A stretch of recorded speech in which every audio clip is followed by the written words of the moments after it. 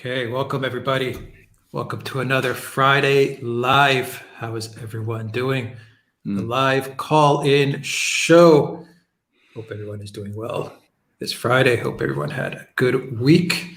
We had a lot of news this week, a lot of stuff going on, and we are going to try to get to most of it. We'll get to the big story, at least for us.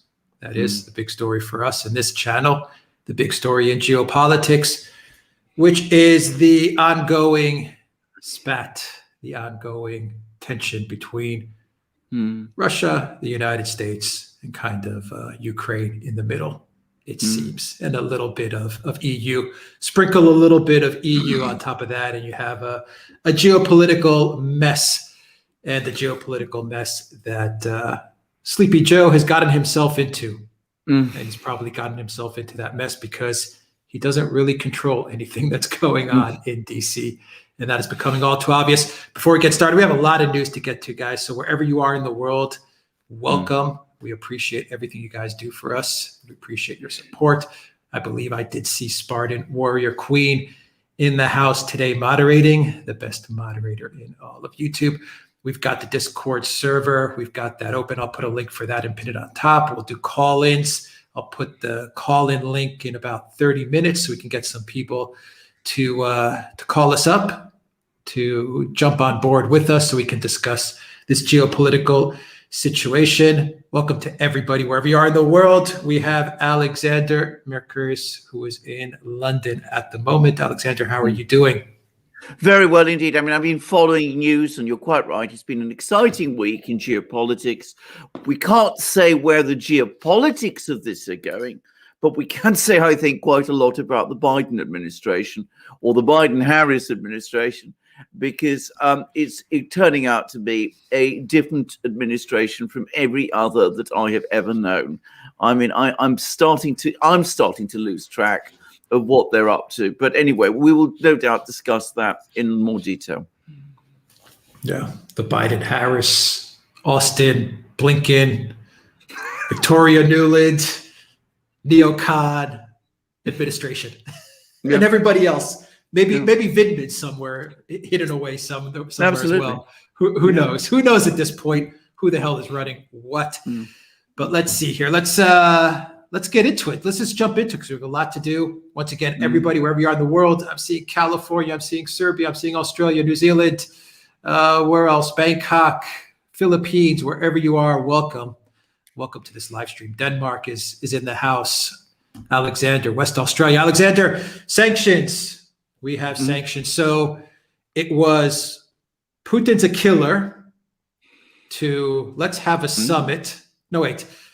To conflict in Ukraine, to Russia is bad, to let's have a summit, to the whole story about the bounties in Afghanistan is false, to now sanctions, to now let's have a summit again. Okay, so what the hell is going on here?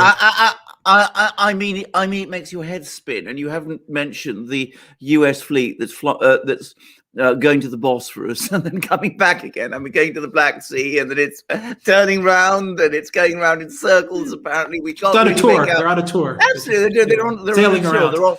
Exactly. They're off the coast of Crete for the moment, by the way, apparently uncertain where to go and what to do.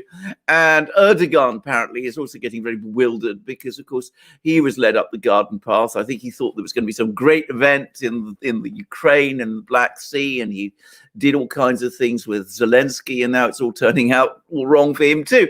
But anyway, let's just unpack it, because you've actually said it exactly right. I mean, we had this situation where there's the Ukrainian buildup, there's the Russian counter buildup, and then we have, firstly, the US Navy is going to go to the Black Sea. Then we're told the US Navy is actually not going to the Black Sea and never intended to go to the Black Sea, and it's all disinformation. Now the US is saying, well, definitely it's not going, it's all part of de-escalation. Then we have Biden calling Putin a killer. Then we see Biden calling up Putin and saying, let's have this summit meeting. Let's put everything on a predictable and stable basis. Then the following day, he imposes sanctions on Russia. And then the day after, he has a press conference in which he says, well, actually, you know, I'm terribly sorry I had to put these sanctions. I don't really mean it with the sanctions. They're going to be far worse. Trust me, Putin, about this. I still want to have this summit. I still want to have better relations.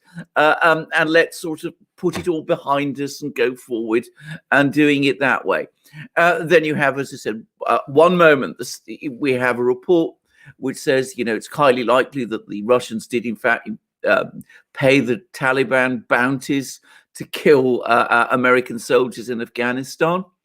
Then a few hours later, we're told, well, actually, we don't really believe that. It doesn't seem it's as true after all. So this wasn't really the reason we imposed the sanctions. Then we're told the sanctions, you know, they're really tough, strong sanctions. Then we have administration officials. You can read it on the White House website. Come along, well, you know, saying these sanctions, they're not really that serious, actually. I mean, because we could have done much more. It's just complete muddle. It's completely incoherent. And all I will say about this is that the Russians are becoming extremely angry, and you're getting increasing amount of commentaries out of Russia where you get the sense of utter exasperation. I mean, Peskov, who is Putin's spokesman, spoke in very harsh terms. I mean, I can read out. I've got some of his comments in front of me. He said, President Putin talked about the feasibility of building normalizing and de-escalating our relations about the US. He talks about it consistently. He is convinced of it. He has stated repeatedly that we are ready to develop our dialogue to the extent that our counterparts are ready to do it. In this regard, I suppose it is good that the positions of the two states converge. And then he goes on to say, and this is the absolute killer, he then goes on to say that if the US really does want sanctions,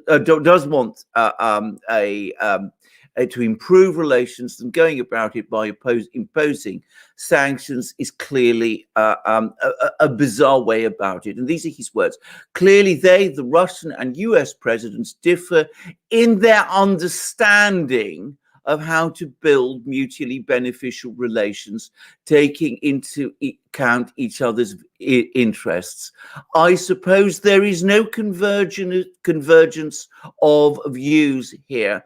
And of course, the obsession with sanctions by our American counterparts remains unacceptable.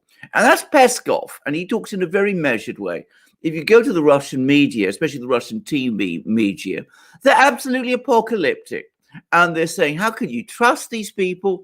One day they say, we want friendship with you, at least stability, predictable relations, all that going forward. The next day they talk about Putin as the killer. They say they're going to deploy ships to the Black Sea. They talk about standing by Ukraine. They're sending arms to Ukraine. And of course, they impose sanctions on us. So the Russians are livid. And at the moment, they're making it very clear that they're not interested in this summit of Biden's at all. Now, what to make of this? And I think you put your finger on it, both in your introductory comments and in certain programs I've done, which is that there is no such thing really as a Biden-Harris administration. There are various factions fighting it out in Washington. There's a very powerful Neocon faction. Who knows who they are? But, you know, we can guess they're probably in the CIA. They're probably in the State Department. Possibly Secretary Blinken is one of them. Certainly Victoria Nuland is. They want confrontation with Russia, just as they want confrontation with everyone, everywhere, to the greatest extent they possibly can. And then there are other people, more, shall we say, level-headed people, like perhaps the new National Security Advisor, Andrew Sullivan, perhaps the new CIA Director, William Burns, who was previously the US Ambassador to Moscow.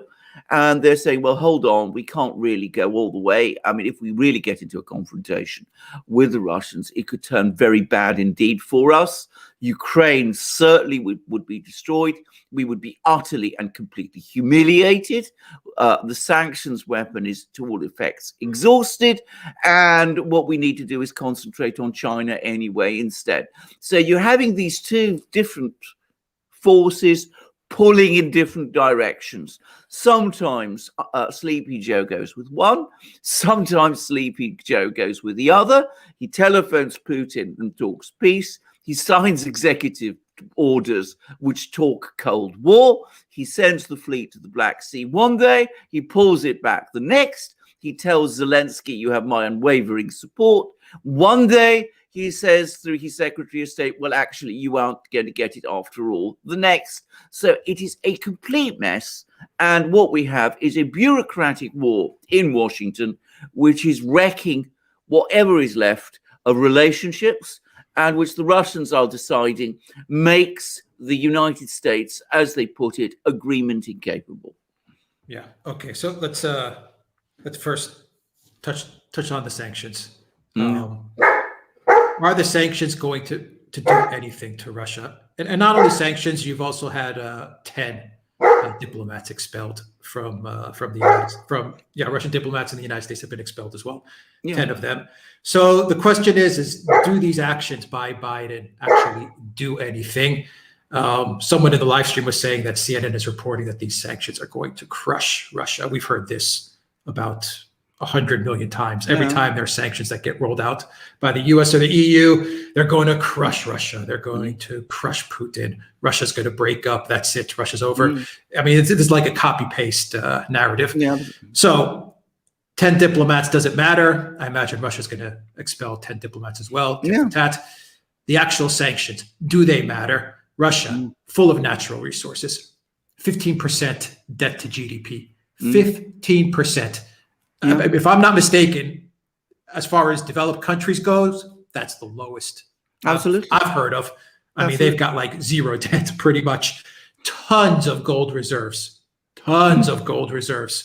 very little exposure to the dollar. Even in the private sector, they've been working the last couple of years to make sure that even Russian companies have little exposure to the USD. A big China partnership, natural gas flowing between Russia and China. Whenever you have natural gas connecting two countries, man, it's a done deal. Those countries that's it. They're connected. They are connected in every single way you can imagine. So, Alexandra, do these sanctions actually mean anything? No, they don't. I mean, if you look at what happened on the Russian financial markets, there was a little dip, a very small dip after they were announced. And ever since then, the markets, all the Russian markets have been strengthening. I mean, the ruble, I think, is now stronger than it was before the sanctions were even announced. These are not going to make any difference at all. Now, the only sanctions that Biden announced that are, that are supposed to have bite are the sanctions against Russian sovereign debt. And what Biden is basically trying to do, or rather whatever part of the administration is driving this, is trying to do, is that they're trying to meddle with Russia's internal financial markets. Now, the Russian government, as you absolutely rightly say, has no real debt to speak of. I mean, it actually runs a budget deficit most of the time. It has huge savings in both in its foreign currency, its forex reserves, which are held with the central bank, and its national welfare fund, which is administered ultimately by the finance ministry. So they don't need to borrow money. But like many governments around the world, they do sometimes float bonds on the Russian capital markets. Those are the capital markets within Russia itself. And the reason they're doing that, they didn't do that, say, 10 years ago, or even 5 years ago to any great extent. But as those capital markets have developed, the Russian government floats bonds, ruble bonds, within the Russian capital markets. They're called OFZs, by the way, or OFZs. And the idea is that Russian banks buy these bonds, and that means that they've got a secure asset which they can then use as leverage to provide more risky lending and investment to Russian business capitals, and thereby increase investment within Russia. In other words, it's all about boosting investment within the Russian economy. And by the way, that's been working quite well. Now, because these OFZs, these ruble bonds, actually have quite a good rate of interest, and because Russia is now becoming an increasingly low inflation environment, these OFZs, these ruble bonds, have been attracting foreign buyers. Some of whom, though probably not many, are American. Around a quarter of buyers of OFZs are foreigners. But it's not a big market. And if the US piles out, if these foreign buyers, if all of them pulled out, it would be very easy for the Russian financial markets, the big players in the Russian financial markets, to absorb all the OFZs themselves as well. So this isn't going to make any difference. It's going to be a little dent, which will be quickly ignored. And what makes it especially bizarre, really weird, is that there was a commentary on the White House website. There was a briefing in which some US administration officials were talking about all of this move. And they were essentially admitting it, that these are not really going to achieve anything very much. It's not going to change anything about the operations of the Russian economy. Now, there is some talk within the US that if Russia continues in its malign activities, more effective sanctions might come along. And there's been talk of disconnecting MasterCard and Visa cards within Russia, and also disconnecting Russia from the SWIFT interbank payment system. Those would be much more significant sanctions. But again, even before the sanctions, the latest round of sanctions were announced, you had the Russian central bank, and they gave a sort of discussion about this. And they said, well, actually, we've set up our own interbank payment system so we can perfectly handle financial transactions within Russia. They won't be affected at all. We now have our own payment card, which is the Mir card. The Mir card is going to be increasingly used, is being increasingly used around the world. 13 countries now accept it. It's wholly Russian. It's wholly independent from Visa and MasterCard. And of course, the only effect, the only real effect of a disconnection from SWIFT and from Visa and MasterCard is that it would affect Western businesses that have investments in Russia. They would be hit because they would find it more difficult, though not impossible, to take money out of Russia. And it would also mean that Russian tourists traveling to the West would have more difficulty because they wouldn't be able to use their own debit cards, their own Mir cards there. They also have the Chinese card as well. They have the Chinese, absolutely. I forgot what it's called. Union Pay. And Union Pay, that's everywhere. Absolutely. Yeah. That's everywhere in Russia. Mir is everywhere in Russia. So they can travel in China.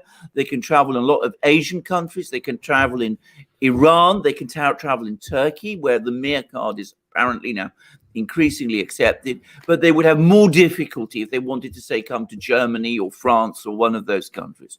The only thing I would say about that is that there may be, and this is very tentative, I'm perhaps being a little bit futuristic here. I mean, Russia is going to launch its own digital ruble next year. China already has. And of course, that would be a way of transferring money abroad and bringing money with you abroad without having to use debit cards in quite the same way as you used to previously. I mean, there's probably quite a lot of work to be done, so that might not happen to any substantial degree going down the line. But the essence of all of this is these sanctions that were announced yesterday are not going to crush the Russian economy. They're not even going to dent it. They're not going to have any effect whatsoever. I mean, it's going to be invisible. More severe sanctions, like the ones I was saying, disconnecting Russia from the payment card systems and SWIFT, don't make much sense anyway. The people who would be most affected would be Western businesses. And if it's done, the Russians are in a position to cope with that Also, and as you rightly say, they are now integrating increasingly with China and other Asian markets. I mean, you bear in mind, a country like Singapore, for example, Malaysia, union pay already works there. I mean, I've been to Malaysia. I've seen you can go around, you can pay for everything with union pay, Korea as well. So what I think people at CNN imagine is that there's some great sanctions silver bullet that will kill Russia. It won't. I mean, it's just they don't understand how much the world has changed.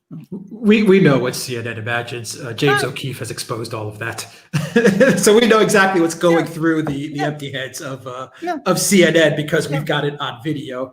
But okay, so basically, if they do decide to take this further and mess around with SWIFT and Visa and MasterCard, basically what's going to happen is they're going to destroy SWIFT. They're going to destroy Visa and MasterCard. They're going to prop up Union Pay. So Union Pay is just going to get bigger. The Mir card is just going to get bigger, right? Yes. What's going to happen in Europe? Let me tell you what happens to Greece and Cyprus and Italy and Spain. You have no more Russian tourists, everybody. No. They're all gone. The Russian tourists are the number one or number two tourist country in Cyprus and in Greece. Next to the UK, I believe they're number two, if not number one. They would all be gone. So once again, because Sleepy Joe and some neocons, and it's not even Sleepy Joe, some neocons think that they can screw around with Russia, and it's going to come to my question. We're going to pay for it. Exactly. Cyprus is going to pay for it. Greece is going to pay for it. And Spain and Italy. And you know what these countries are going to do in Europe? They're going to say, thank you. Thank you, Joe Biden. Thank you very much, America. Thank you very much, von der Leyen and EU. That's what they're going to say when all the Russian tourism dries up because they continue to do these bonehead moves.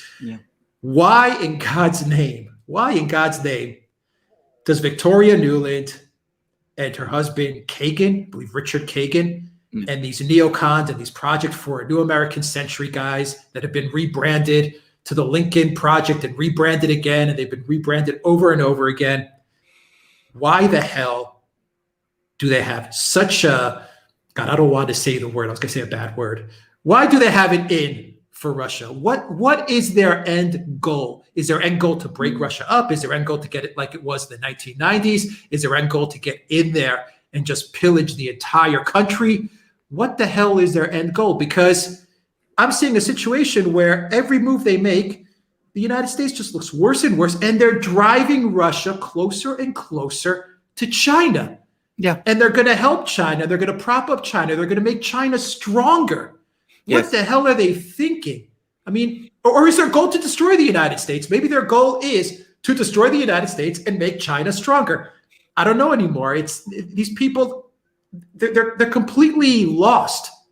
What's going on? I think they have all the goals you said except the last one. I don't think in their fantasies they imagine that it will destroy what they will do is just going to destroy the United States. But I think some of them do want to destroy Russia. They have this extraordinary idea that, first of all, if you keep Ukraine separated from Russia, that's going to weaken Russia.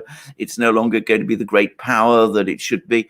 And they want to break up Russia. This is all, you go back to Brzezinski's time. Weakened Ukraine. Well, I know exactly. But you go back to this book that Brzezinski wrote, and Paul Wolfowitz, who was, he became so strong in the George W. Bush administration. Also, he wrote for the Pentagon back in 92. You prevent Russia reabsorbing all of Eurasia. You break it up. That way you encircle China. You get control of all the natural resources there. And that somehow makes the United States the, hegemon for, indefinite history. And that's the sort of end of history scenario. And then you spread freedom and democracy, by which, of course, what they really mean is globalization. I mean, they're not really about freedom and democracy. That's code word for globalization, which is what these people are really all about. You spread that all around the world, and you achieve this utopian future, which is going to be, this perfect globalist system that exists very much in their own imaginations. So that I think is their agenda. And if you read their articles, and by the way, there are lots of them. I mean, there's huge numbers of articles. I mean, the neocons are very busy setting out their views. One of the things you realize very quickly is they don't understand business. They're not business people. They're not economists. They don't think in those sort of terms. They think all the time in terms of ideology, geopolitics, and what makes them so angry about Russia is that it won't play dead. Instead of dying in the way they want it to, instead of declining in the way they want it to, it is still there. And you're absolutely right. What they're doing is they're antagonizing it. They're convincing the Russians that the US is out to destroy them, that it's this compulsive, inveterate enemy. That's the one thing. The second is, in a way, it is actually making them stronger because, as I said, they've got the Mir card now, which they didn't and wouldn't have even thought of having a few years ago. They've got their own payment systems. They've imposed counter sanctions on the West, which has led to their agriculture, getting much stronger. They've started. Well, they haven't started. They've come a long way towards reindustrialization through import substitution. They're making their own microprocessors, which again, couple of years ago they didn't do. They're doing all of those things, and they are aligning themselves ever more closely to China. So it's China that is the big winner out of all of this. It is so weird. It's a sort of obsessive policy that these people are fixated on. There's a kind of visceral thing about this. There's sort of anger that Russia just won't die, it won't fail, it won't break apart, it won't accept that it's lost. And so they stick with it and they go on demanding it and insisting upon it, even as it makes the US weaker and the US's geostrategic position weaker. And it makes the US's real adversary, great adversary, China, ever stronger. Now, I go also to the Chinese media and I read how the Chinese write. I mean, they're brimming with confidence at the moment. Everything is going their way. I mean, that's how they are. One would say that the Biden administration is helping out China. One would say maybe there's 10% in it for the big guy. Yeah. I don't know. YouTube, don't take the stream down because I said that. But I mean, it's ridiculous. Every move the United States makes at this point on a geopolitical level almost seems like they're literally working for China. Yes. I mean, literally working for China. It's crazy. Yes. Alexander, let's talk a little bit on a social level, maybe a religious level as well. Do they want to tear apart Orthodoxy and the Orthodox world? Yes, because Russia is and has become the center for Christian Orthodoxy at this point in time. Yes, I find it extraordinary to say this, but the answer is yes, they do, and there is some actual. I mean, there's proof of this. You can find it on the Duran. Actually, I wrote an article some time ago, and this was after a report was published by a bunch of Neocon senators, in which they wrote about the Russian Orthodox Church. It was just unbelievable. I mean, it was so hate-filled and full of loathing and detestation of the Russian Orthodox Church, which, to be clear, is not a perfect organization, but then what organization is. But what exactly it is that they have against the Russian Orthodox Church, well, I think we can guess, but I mean, it was just unbelievable. And yes, there is a loathing of Orthodoxy and of Christianity, because increasingly these people are post-Christian and many of them are hostile to Christianity. But I remember reading this report by the senators and being amazed that they were so straightforward about it. I mean, I never imagined that they would sort of speak about it so frankly. And of course, those of us who are of a certain age can remember during the Cold War, when the United States was, of course, the Christian country, church-going country. The Soviet Union was the atheist country. And in those days, the United States and its political leadership was very sympathetic to the plight of the Orthodox Church in Russia. Now things have come full circle. Now the Orthodox Church is seen as a wicked organization. You read talk about Rasputin, for example. He's always dredged up, and it's supposedly involved in all sorts of nefarious activities in places like Serbia and Montenegro and all the rest, even though anybody who's Orthodox knows that Montenegro and Serbia have their own church, which is distinct from the Russian.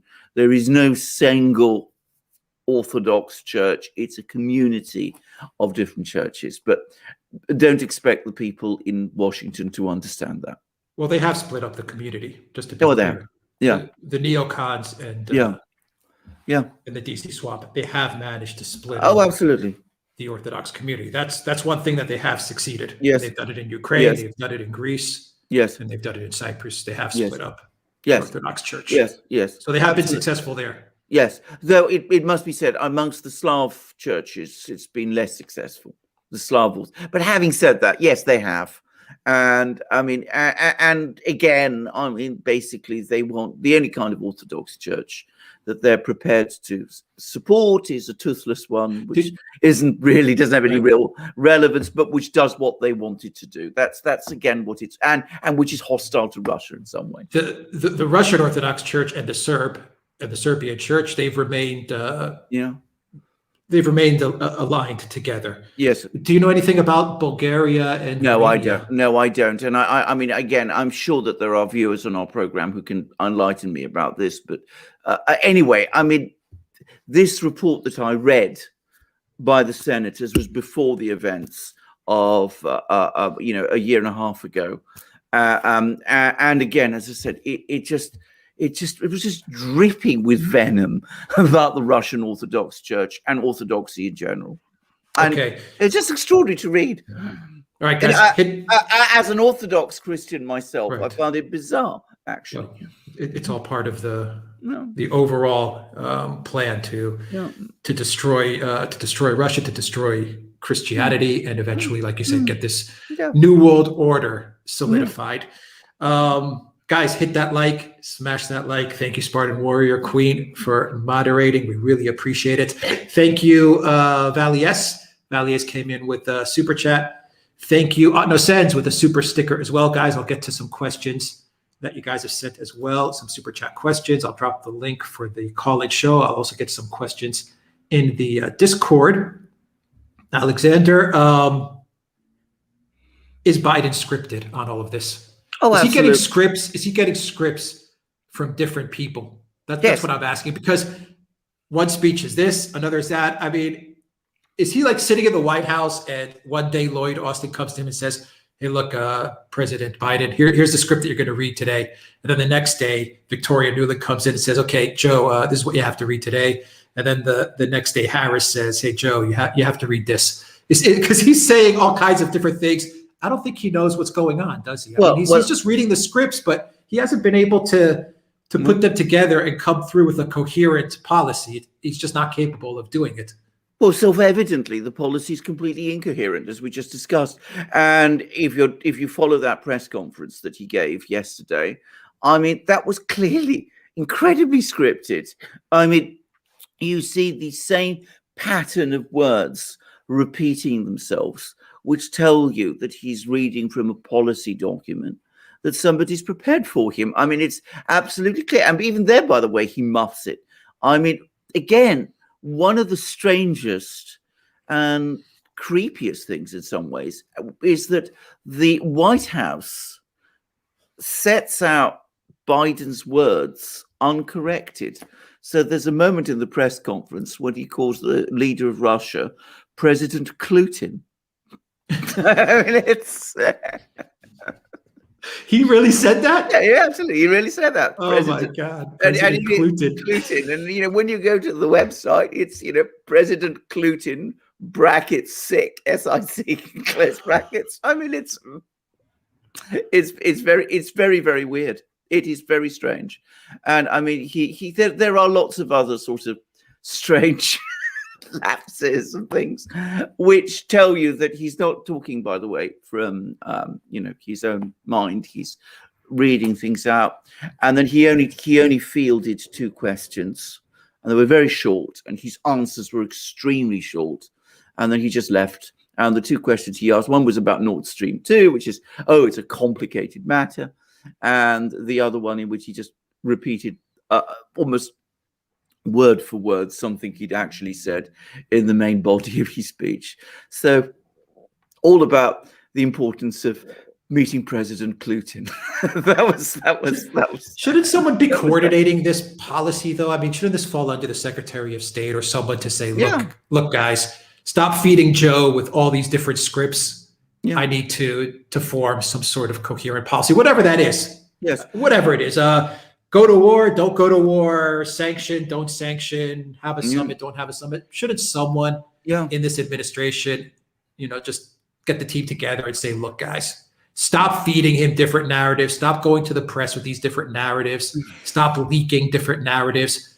Let's just put one coherent policy together and move forward. I mean, this would be what an adult would do if there were adults in the White House. Absolutely. Well, in theory, the person who's supposed to do that is the president's national security advisor, who in this case is Sullivan. But, Sullivan is not, let's be straightforward about this, a person of great authority and weight in the Democratic Party or in the government.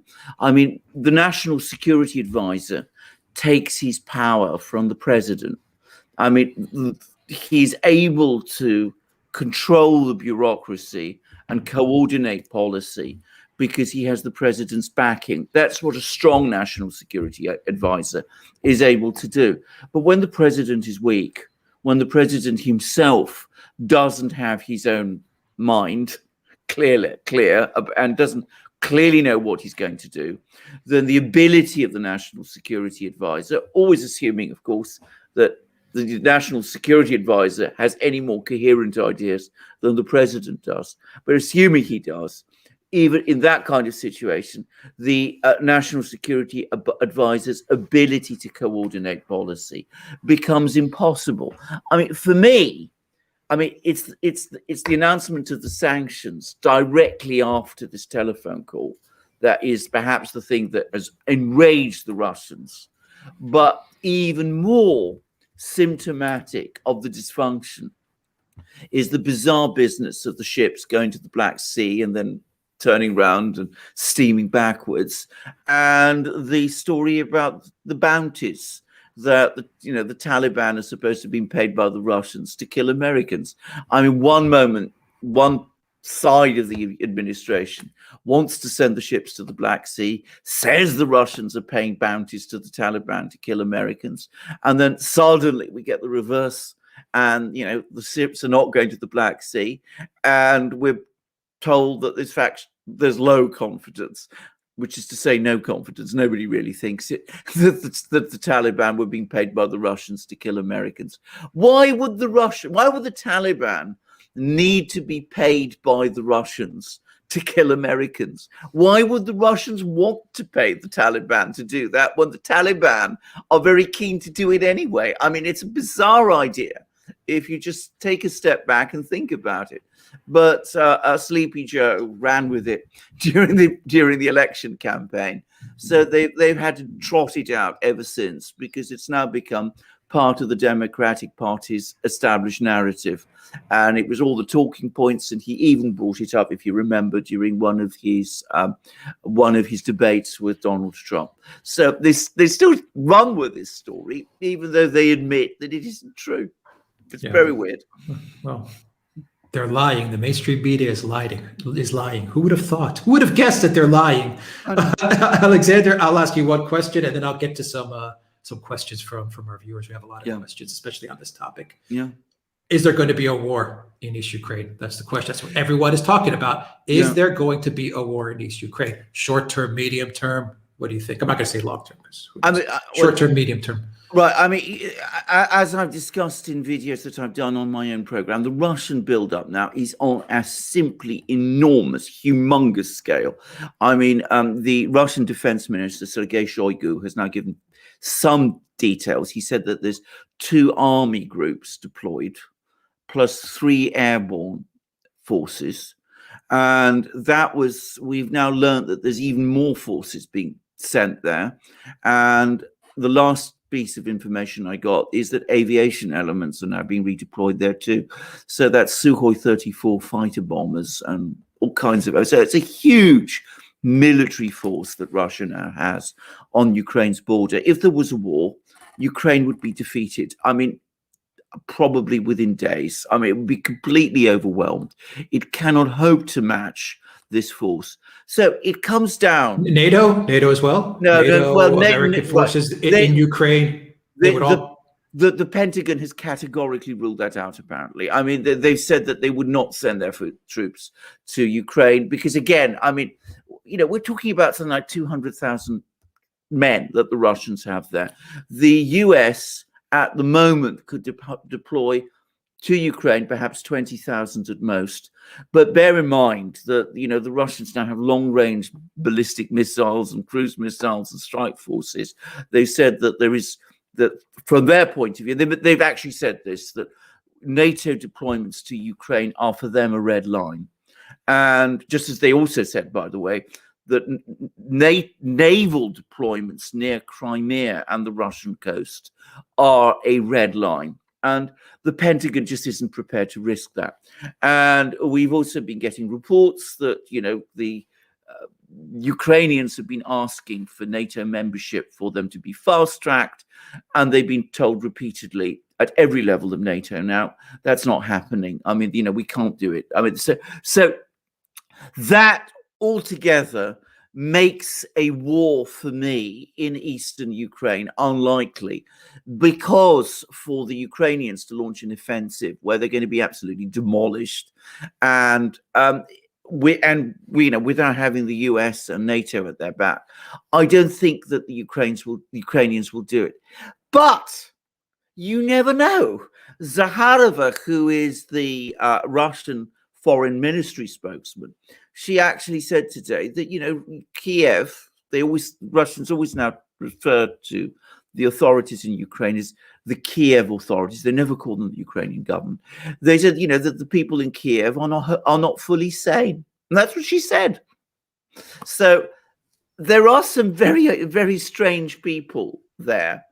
And I can very easily imagine that they might desperately start a war in eastern Ukraine, because they can't really retreat. They've deployed all those forces of their own there. They can't face the idea that Ukraine will have to pull its troops back and face a political crisis. There was a fascinating commentary in the Daily Mail, which came out, I think, yesterday, or was it the day before yesterday? I mean, I discussed it in one of my own programs on my channel, in which the Daily Mail, which, as I said, is very closely linked to the British government, said that the British government, that there's not going to be any NATO intervention, that the British and the US are very, very worried that Ukraine might launch an offensive, and that they're very worried that President Zelensky may make a mistake. That's how if he does, they'll game plan it out for us. Say he does. The situation, he can't pull back Zelensky. Yes. And he has these guys in the west of Ukraine who are egging him on. And we know these elements are pretty sinister elements that are egging him on. And he launches an offensive, kills Russian citizens in East Ukraine. What happens? Well, the Russian army moves in, and I mean, they're now in a position to do the classic. What does that mean, though? They move into the Donbass, or they go further? Right. Are we talking Odessa? No. Are we talking what does that mean? We don't know. I mean, we don't know exactly what the Russian plans are, and it may be that it would be a staged thing initially. But the Denis Pushilin, who is the leader of the Donetsk Republic, one of these two breakaway republics, and who appears to be well connected to the Russians, has said that if there is a war, they won't stop at the ceasefire line. there'll be a counteroffensive, and they will go beyond the ceasefire line. Now, how far beyond it they will go, who knows? But there's intention and there's capabilities, and the capabilities would be an envelopment of the Ukrainian forces along the Donbass and their destruction. And remember, Lavrov, the Russian foreign minister, a man who chooses his words extremely carefully, said that if Ukraine starts a war in eastern Ukraine, it will destroy itself.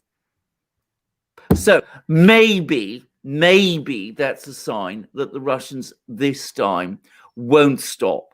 And you could argue that they have no incentive really this time to stop, because back in 2014, they're in a much weaker position. Their economy was far more interconnected with the West. It was also a weaker economy anywhere in those days. So they didn't want to risk across the board sanctions. Today, as we just discussed, they're much more sanctions resistant than they were in 2014. So in 2014, they stopped. This time, it's conceivable they could go forward, because bear in mind, if the Russian military gets involved in eastern Ukraine, the pressure in the US for more sanctions is going to be overwhelming. The EU is going to impose those sanctions also. Russian economy, as I said, will survive. China will be even more delighted. But given that that kind of sanctions move is inevitable, the Russians may say to themselves, well, we might as well press on, take Kherson, Nikolaev, Kiev, Kharkov, all of these places where there's Russian speakers who are sympathetic to us. And there's no reason why we should stop, because, we're going to get sanctioned anyway. So, I mean, that's possible. And they now have that option.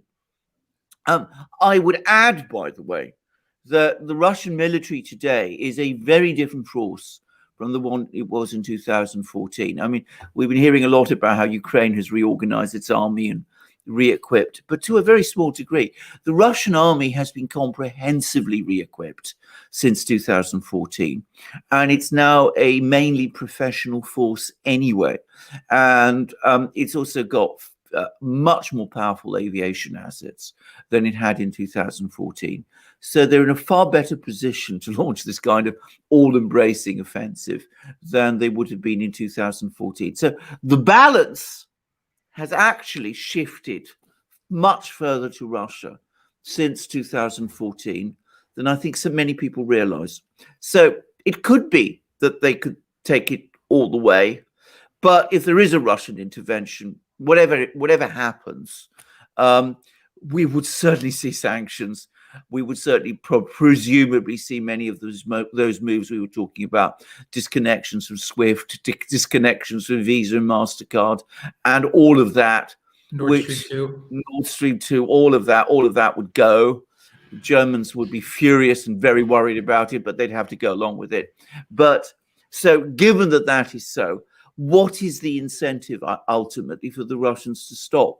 The only reason the Russians might stop is because they might say to themselves, well, we don't want to take over all of this Ukraine, because then we'd have to pay for it and revitalize it. And that might be a huge burden on us, probably a much bigger burden on us than the sanctions would be. So there may be that factor in play too. I mean, I don't know what the thinking in the Kremlin is on these issues, or in the defense ministry or the Russian finance ministry.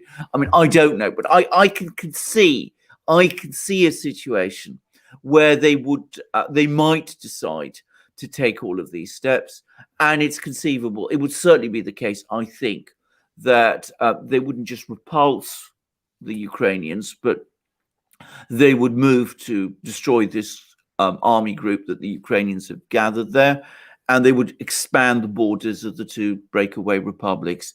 Bear in mind, Lavrov said a war would destroy Ukraine. So I don't quite know what that means, but he's a person who chooses his words carefully. Yeah, it seems like Zelensky's in a really tough spot. I mean, if he doesn't go forward with something, then the then the nationalist elements will just eat them up.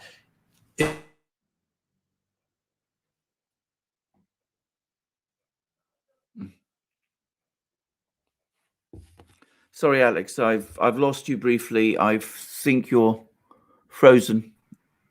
Did we just lose each other? We did lose each other briefly. Just lost each other. You were about to say that Zelensky would be eaten up. Yeah, he would be eaten up by the nationalist elements. Sorry about that, guys. I don't know what's going on here. He would, maybe YouTube is not liking this live stream, but he would be eaten up by the nationalist elements. If he does go forward with something, he's toast either way. I mean, he's in a bad position, isn't he? He's in a very, very bad position. And as we've discussed in recent programs, I think a lot of this activity, the diplomatic activity we're now seeing by the US, by the Europeans, by everybody, is trying desperately to find a way so that he can climb down from this impossible position he is in without completely losing face, which might precipitate a political crisis in Ukraine, which would be, well, extremely damaging for the West also. So, I mean, there is that element in play as well. All right. Okay. Thank you, Kevin P, for that super sticker. Really appreciate it. Let's take a look at some questions which are related to this topic, Alexander. We'll get to some super chats, and I'll drop the link for the call in as well. That is if YouTube continues to keep this live stream up and running. So from Discord, actually, you have talked a lot about the Minsk agreement, but how did it even come to be? And why did the Ukrainians refuse to implement any of it? I'll tell you exactly what happened. This happened in February 2015. Now, there'd been the war in eastern Ukraine in 2014, which Ukraine comprehensively lost. Then the then president of Ukraine, Petro Poroshenko, launched a new war trying to capture a town in eastern Ukraine from the Donetsk People's Republic called Debaltseve, which is an important road junction. It was all part of an idea to sort of split this territory into two halves. And what happened instead was that the Ukrainian troops in Debaltseve got surrounded and were on the brink of being destroyed. So Merkel rushed off to Moscow, met with Putin. They had a private meeting without even interpreters. It was just the two of them, one-to-one. They came up together with the Minsk Accord. They then invited Poroshenko to Minsk. They also invited the leaders of the Donetsk and Lugansk People's Republics to Minsk.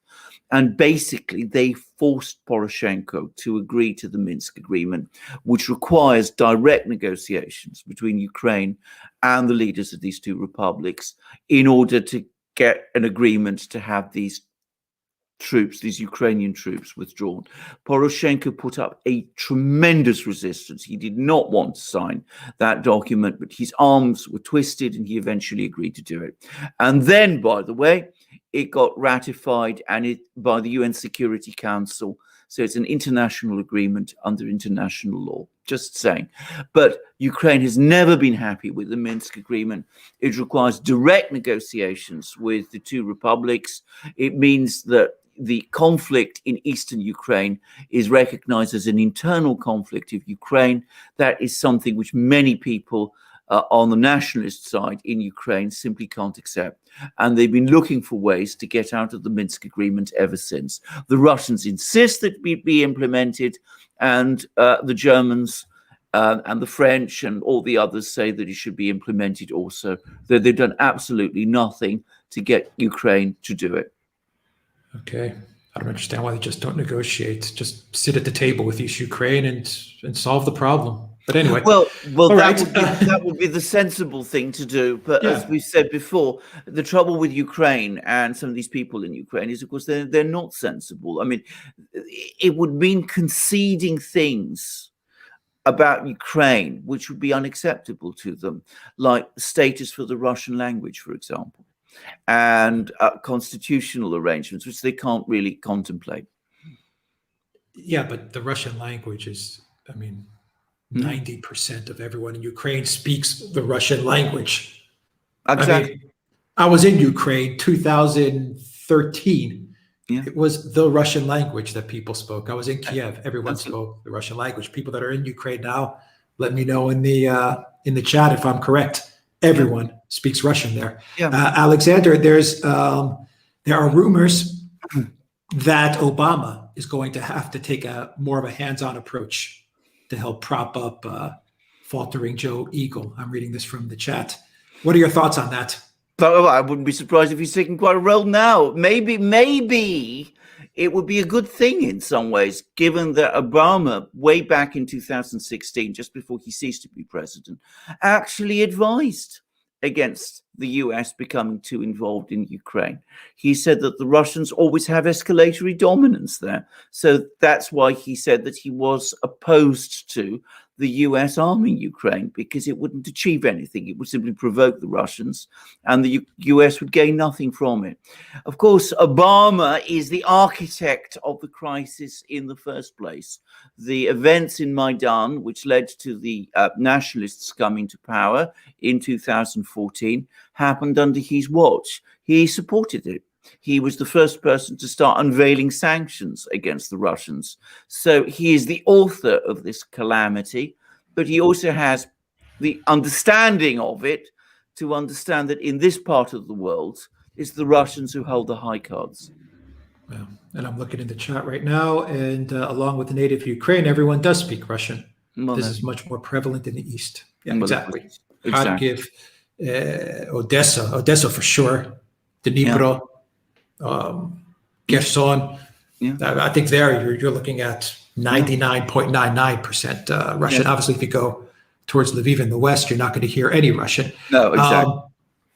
Alexander from the Discords, Luna Rave is saying that Zelensky is having a meeting today with Macron in France, along with Merkel via video conference. Yes. This is what are they going to talk about? Yeah, this has been talked about. This has been under arrangement for a very long time. I mean, if you remember, about 2 weeks ago, sort of at the start of this crisis, Merkel and Macron had a video meeting with Putin, and there was supposed to be a meeting with Zelensky directly after. And by the way, there was a point in time when Macron was actually supposed to visit Ukraine at the end of March, and then he put it off. And then Zelensky is going to go to France instead, or so I understand, and there's going to be this video conference with Merkel. So this has taken a very, very, very long time to set up. It's all part of the diplomatic activity that is happening. The Germans and the French have issued a whole load of joint statements in which they say that what they want is a ceasefire. They want full implementation of the Minsk agreement. Merkel spoke to Putin himself a couple of days ago, in which they discussed all of this. So I suspect that this is all part of the diplomatic activity to avoid a war, bring about a ceasefire, and save Zelensky's face. That seems to me what this is all about. But this is all something we've been known would happen for some time. It's not a new thing. It's not unexpected. All right, I'm going to get to super chats. I want to ask you a question, Alexander. I'm also going to put the link for the call in. Thank you, Theodoro, for 1999 super sticker. Thank you very much for that. I mentioned Valies. Thank you once again, Valies, for that super chat. Thank you, Iris, as well, for that super sticker. Thank you very much. Kevin P., I mentioned your super sticker as well. And we'll get to some super chats real quick. Alexander, this has been bugging me for a while. This is no coincidence that all of this is happening now that Biden is president. If Trump was in office, none of this would be going on. None of this would be talked about whatsoever. Something is going on because all of this is happening under Biden's watch. I mean, there is a plan here. As crazy or as disjointed as it is. This is no coincidence that all of a sudden we've got this Ukraine thing bubbling up again. Do you have any guesses as to what's going on? No, it's not at all. And actually, I've done a video which I think isn't yet up, but it's a long one in which I looked at some of these moves and I just made a point in it. And this is speculation. I can't confirm any of this, but think about this. We had these sanctions which were being prepared for some time and which were clearly coming. We've had the deployments by the warships to the Black Sea, which the decision to do them clearly predated the Russian build-up. So it wasn't a show of force, to deter the Russians. It was a show of force, as far as I can see, to support the Ukrainians when they made their redeployments to the east.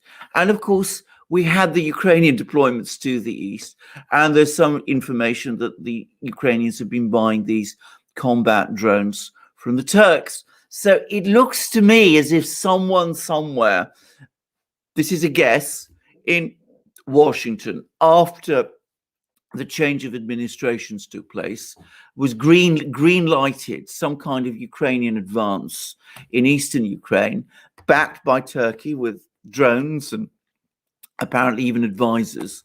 And the warships were going to be sent to the Black Sea in support of that.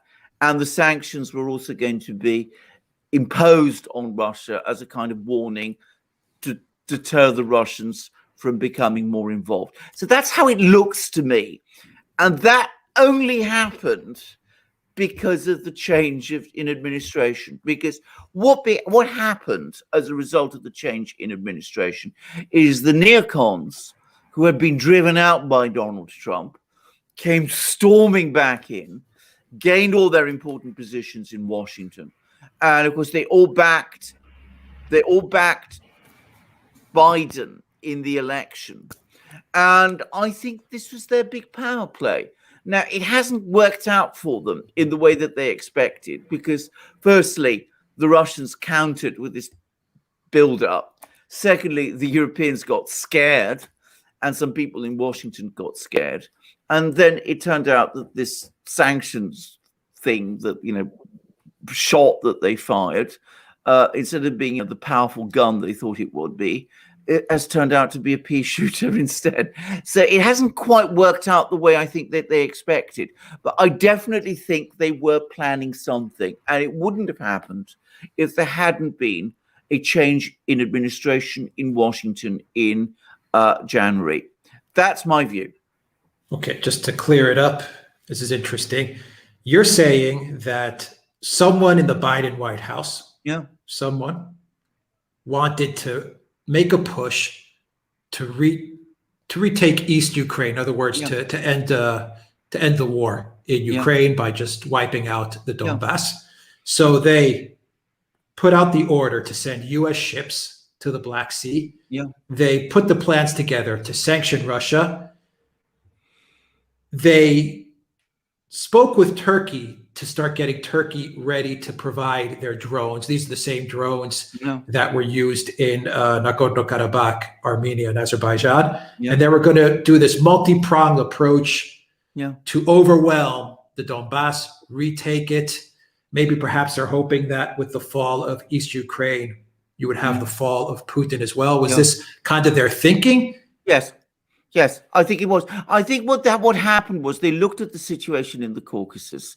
They looked at what happened with Azerbaijan, and they said to themselves, well, look, Azerbaijan was able to regain all that territory from Armenia, and Russia didn't intervene to stop it, and was able to use all those drones and all that sort of thing. So let's try and let's do the same thing in Ukraine. We'll get the Turkish drones, we'll send the US fleet, we'll impose these crushing sanctions on Russia, which are going to obliterate the Russian economy, and we're going to create a massive crisis in eastern Ukraine, and that will reabsorb the Donbass into Ukraine and set the scene for us to get Crimea back, because a weakened Russia won't be able to hold on to it, and then we'll go Ukraine into NATO, and Putin will collapse in Moscow. Now, of course, none of that happened, because in reality, in the real world, that sort of thing would not happen. But of course, as we discussed at the beginning of the program, these people don't live fully in the real world. They don't imagine a situation where the Russians counter with build-ups and are able to absorb sanctions in the way they can. So that's, I think, partly what was going on. I want to stress, this is just me looking at the various pieces, looking at the timing of the movement of these pieces. I mean, bear in mind the sanctions, they were talking about these sanctions way back at the end of January, beginning of February. So you can see that this was being prepared for some time.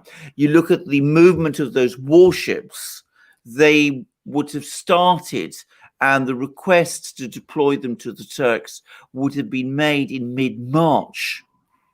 So it looks to me as if you look at the pieces, then you can see the outline of a plan there, but a plan which has obviously failed to work, and failed to work in the most catastrophic way. This was planned. I wonder if there's also a bit of domestic distraction as well for Biden, in order once again to keep propping up Biden, create a distraction, and move attention away from Biden, maybe move attention away from the border crisis, the border debacle, from the fact that Biden's popularity is plummeting, and just all those things surrounding the Biden administration. Absolutely. And the fact that Kamala Harris, who is supposed to be in charge of the border, has gone absent without leave. Or maybe she is got leave. I mean, I don't know. But I mean, where is Kamala Harris? What is she doing about the border? I mean, all that. She hasn't been down there. She hasn't been down there. So, I mean, so it may be that there's, I mean, let's be quite clear about this. A lot of this is about domestic politics. It's about projecting a strong, purposeful Biden-Harris administration in full control, able to put strong decisions, put Putin in his place. In fact, basically get rid of this problem of Putin for us.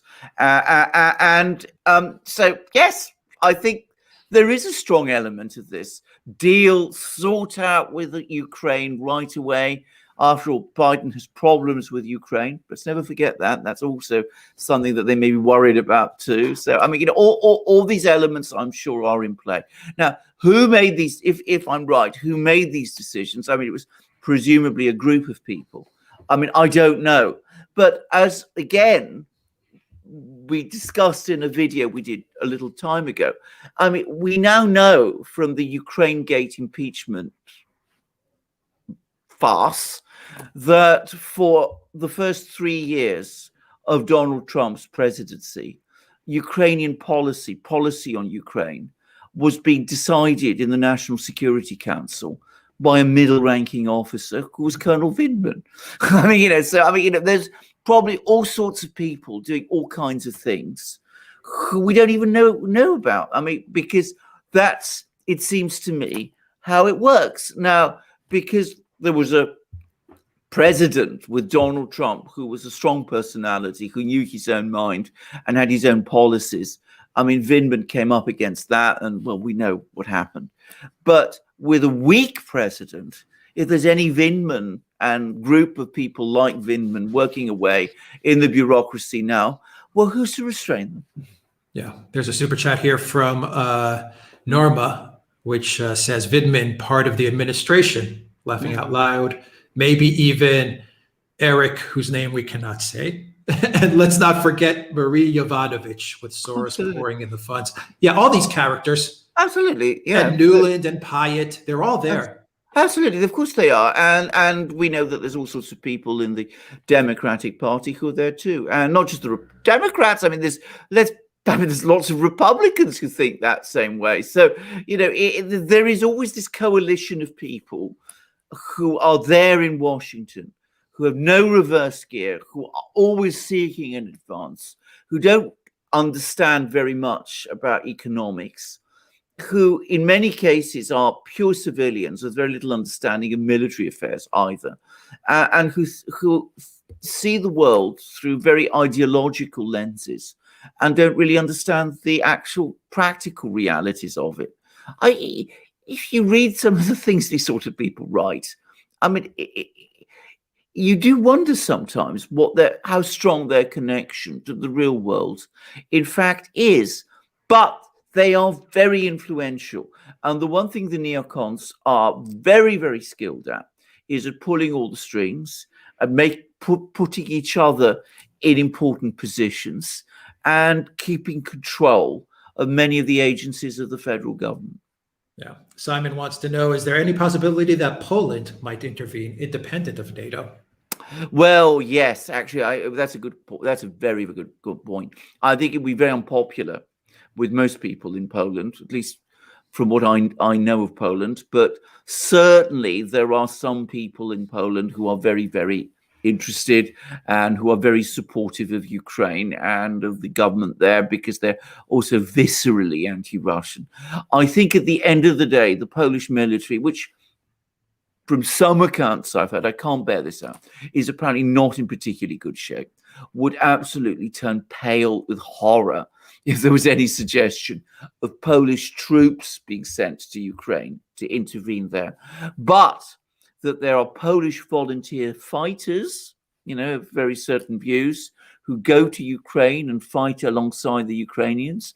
That is a demonstrable and true fact. How many there are, I don't know. Poland has claims on parts of That certainly does. Ukraine, as does Romania, as does Hungary.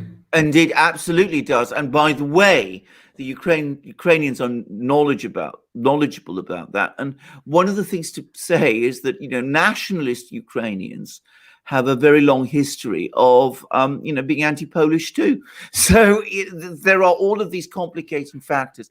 They may not be entirely happy to see Polish troops inside Ukraine, because you're quite right. There are Poles. There are some people in Poland who have claims, who want Poland to pursue claims to Ukraine. I mean, Lviv was part of Poland before the Second World War. And there are many Poles. There are some Poles, I don't know how many there are. There are some Poles who still think it should be. Yeah. And there were a lot of atrocities committed against the Poles from the Bandera time. Absolutely, and terrible atrocities. Absolutely, there are that again a very living memory in Poland as well. So I mean, there are those tensions too, which we should not underestimate. And there are Romanians also, and Hungarians, by the way, who feel similar sort of have similar sort of feelings. This is not a straightforward matter, but that there are some Poles who've gone to fight the Russians, as they would say, in eastern Ukraine alongside the Ukrainians. That is undoubtedly so. So there is some element of that in play also. I don't see the Polish army going into Ukraine, but on its own. Yeah. Okay. Asafet MD wants to know, the neocons think Russia is going to back down, but George Kennan warned them not to poke the bear or you will get bitten and mauled into little pieces. You're absolutely right. That's entirely true. And of course, Kennan, who's always invoked by the neocons and all sorts of anti-Russian hardliners as the architect of containment, people always forget that he was actually somebody, he was, by the way, a formidably erudite man. He knew Russia extraordinarily well, wrote about it wonderfully well, liked the country, liked the Russian people. He always saw containment as a short-term policy, and he wanted rapprochement. He was a major advocate of détente, and he was bitterly opposed to the eastward extension of NATO and to the policies that the neocons have followed.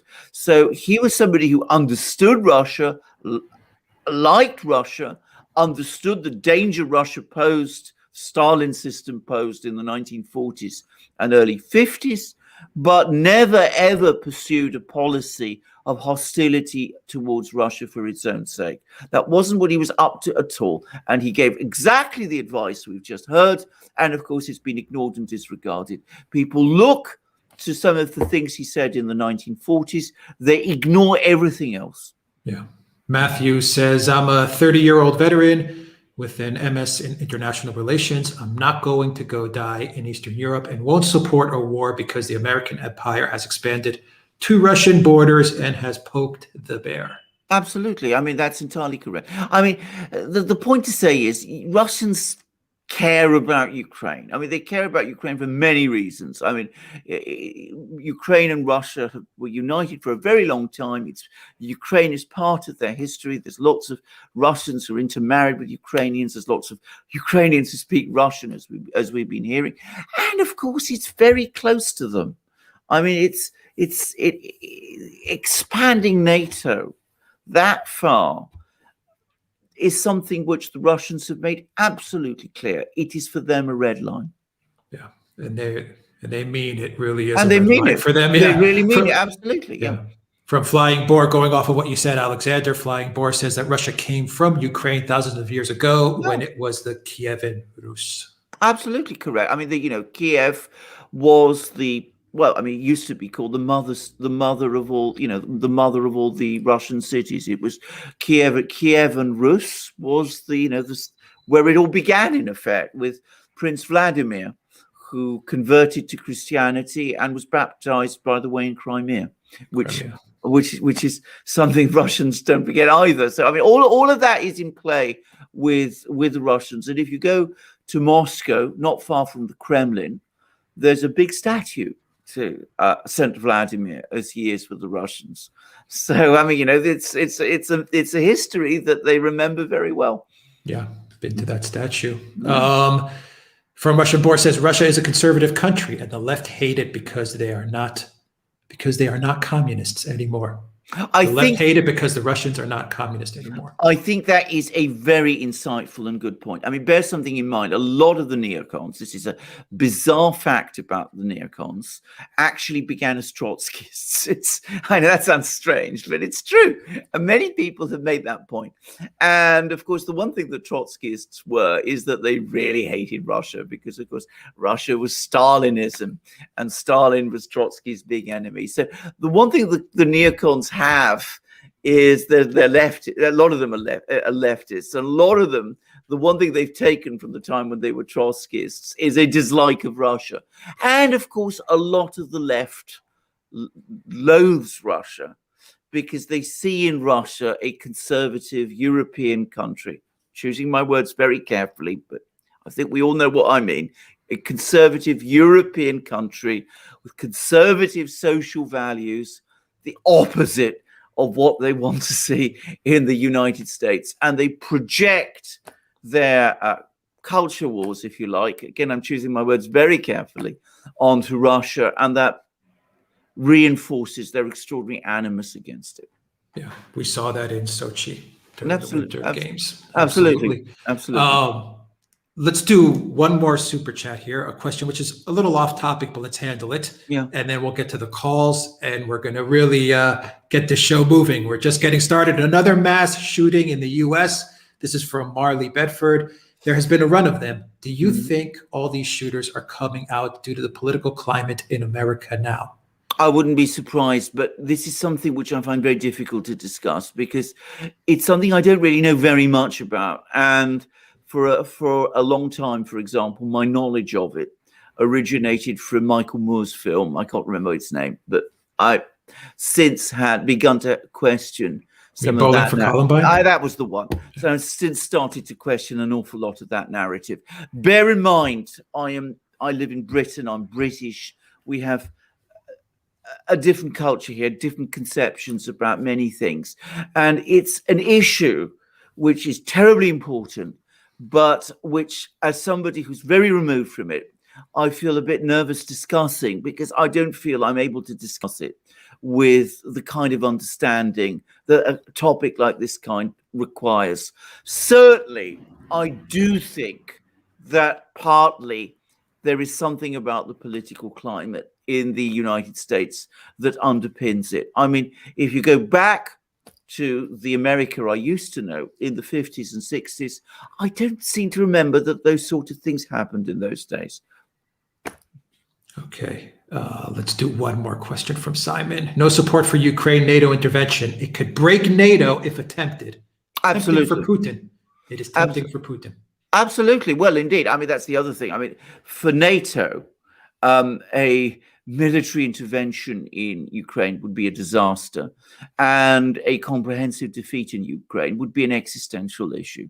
I mean, make no mistake about it. And by the way, it would be, I think it would be a crisis. It would provoke a political crisis in the United States if, after all the emotional and other investment that there's been in Ukraine, if Ukraine is destroyed, as Lavrov said, then make no mistake, there would be a huge amount of recrimination and anger and problems in the United States itself. So for that reason alone, the administration or at least some people in the more level-headed people in the administration, people like Sullivan and Burns, those kind of people, and some of the more political operators might be anxious to avoid a crisis in Ukraine, which might call into question the stability of the Biden-Harris administration, which in truth doesn't look terribly stable anyway.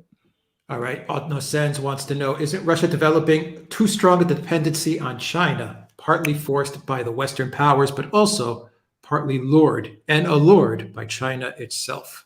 There are many people who say this. You don't actually find that many in Russia who say that, but I would be very surprised indeed if there weren't some Russians who are concerned about this. I mean, there was an interview I saw some time ago. This is a while back, by a Russian scientist called Sergei Boyev.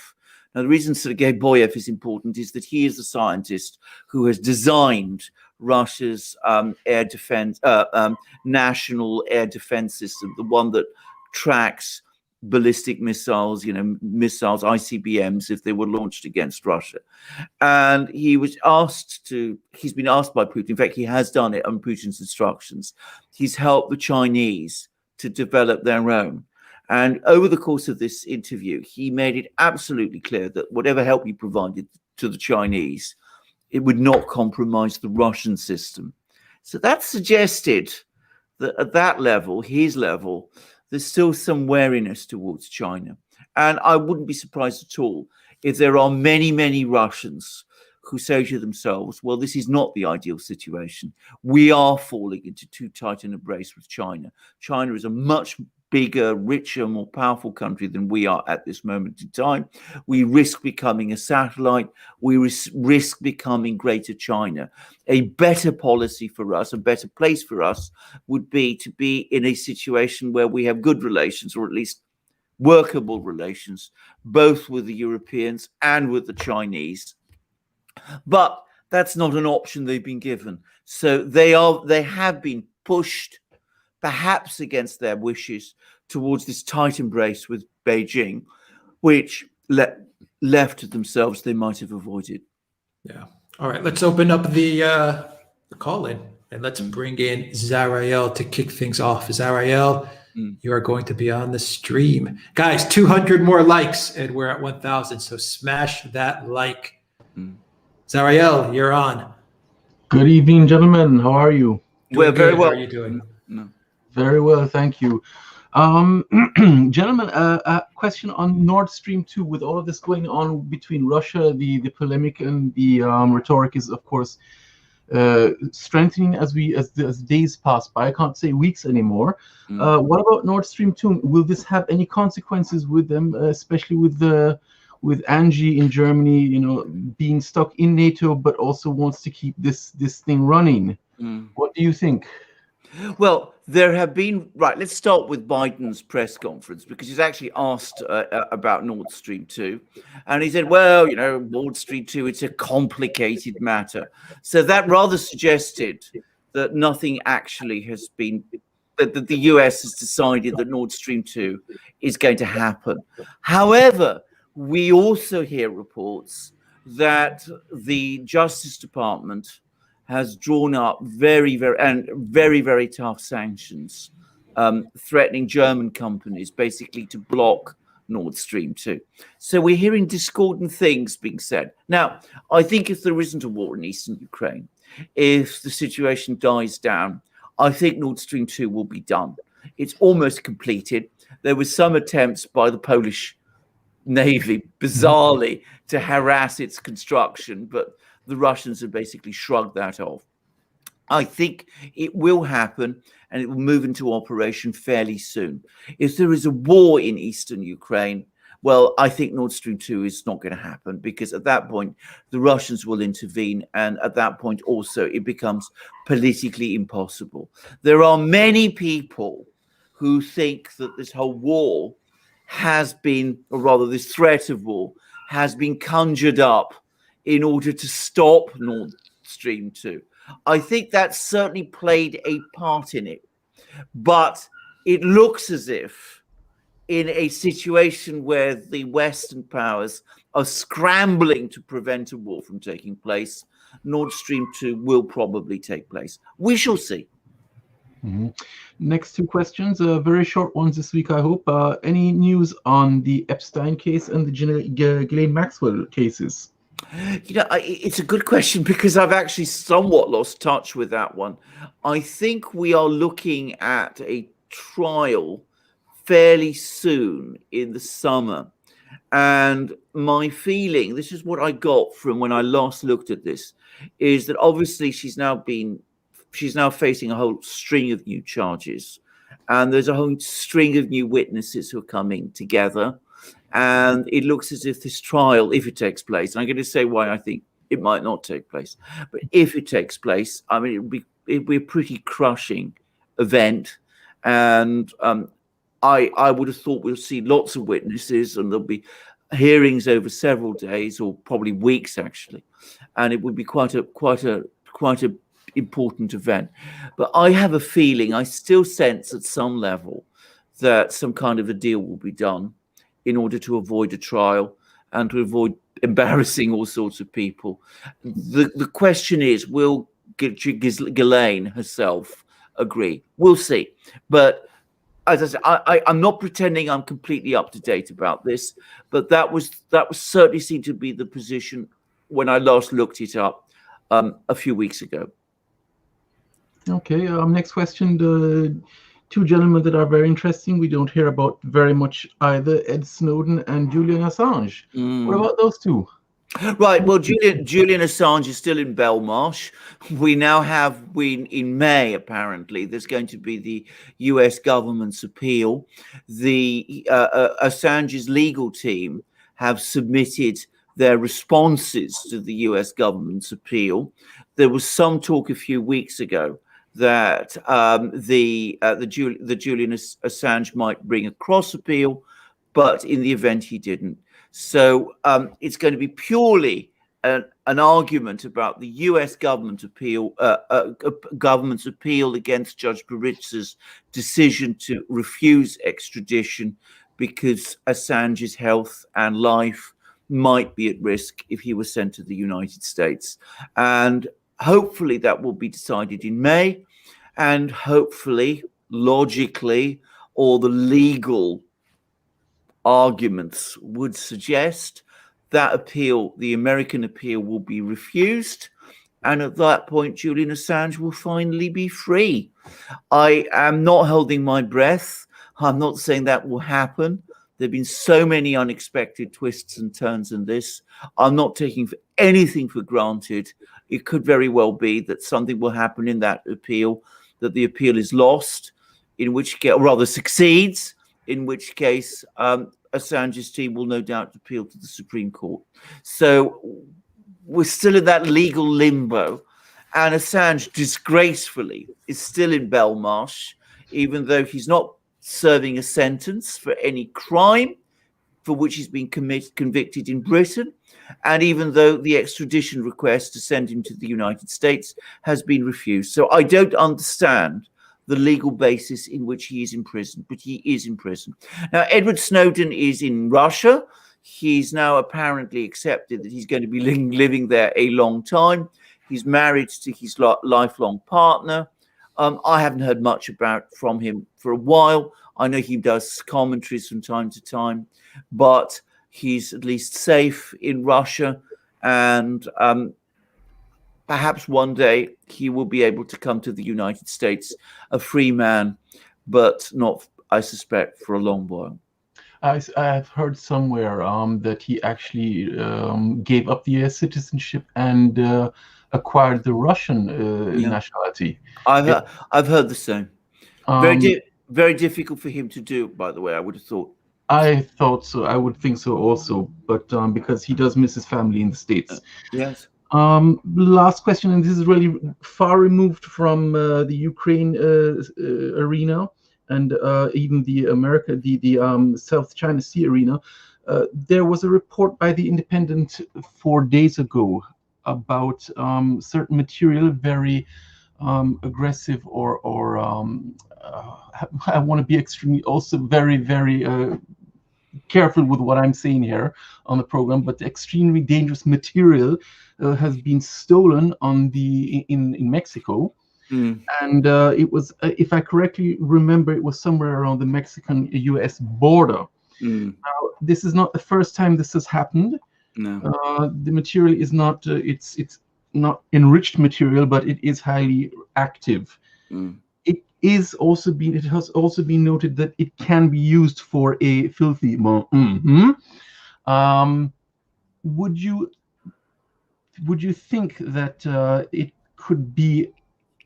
I'm just grabbing into the air here, but that it might be used if recovered by some kind of institution or organization, that it might be used as another FF against a certain North American country.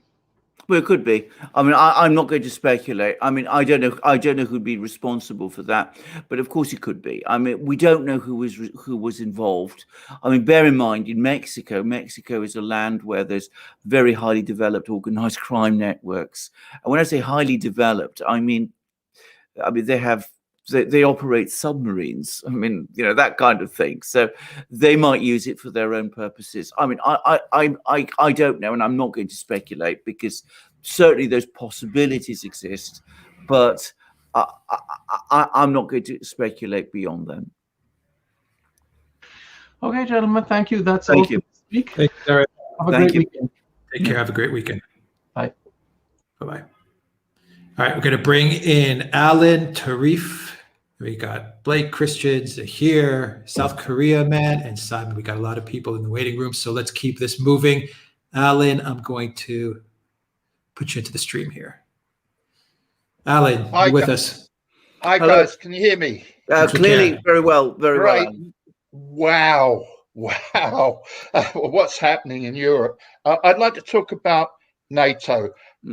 I believe the British increased their supply, their arsenal of atomic weapons substantially recently. And the silence coming from the British government leads me to believe that perhaps they, as the one of the two biggest military powers in NATO, along with France, are not too happy with the Biden administration organizing this crisis. And believe me, it is a very scary crisis. Yes. Do you think that NATO is weakening and it could be split?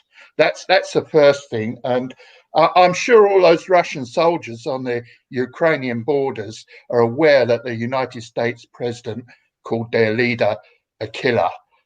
I'm sure they all know that. That's scary. Yeah.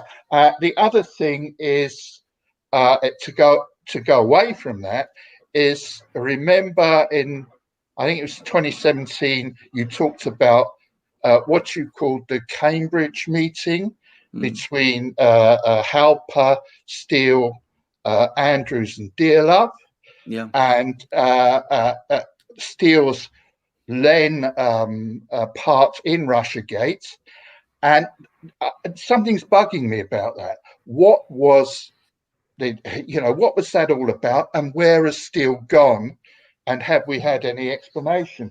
And thirdly, again, I'll be brief, it's China. And do you think there's any possibility, with Djibouti being a Chinese naval base and a naval base on the Pakistan coast, and the agreement between Iran and China, do you think there's any feasible chance that there could be a military rail or road link across land to through Pakistan to the Arabian Sea? Or indeed, is it feasible that there could be a rail or road link directly from China? I know it's far-fetched, to Iran. Thanks, guys. Right. Thank you, Alan. Right, indeed. Well, that's quite a long list of Yeah. of questions. First of all, about NATO, I think you're quite right. I think the British are looking at what's going on in Washington, and I think they're becoming increasingly concerned and worried about what they see as a chaotic situation in Washington.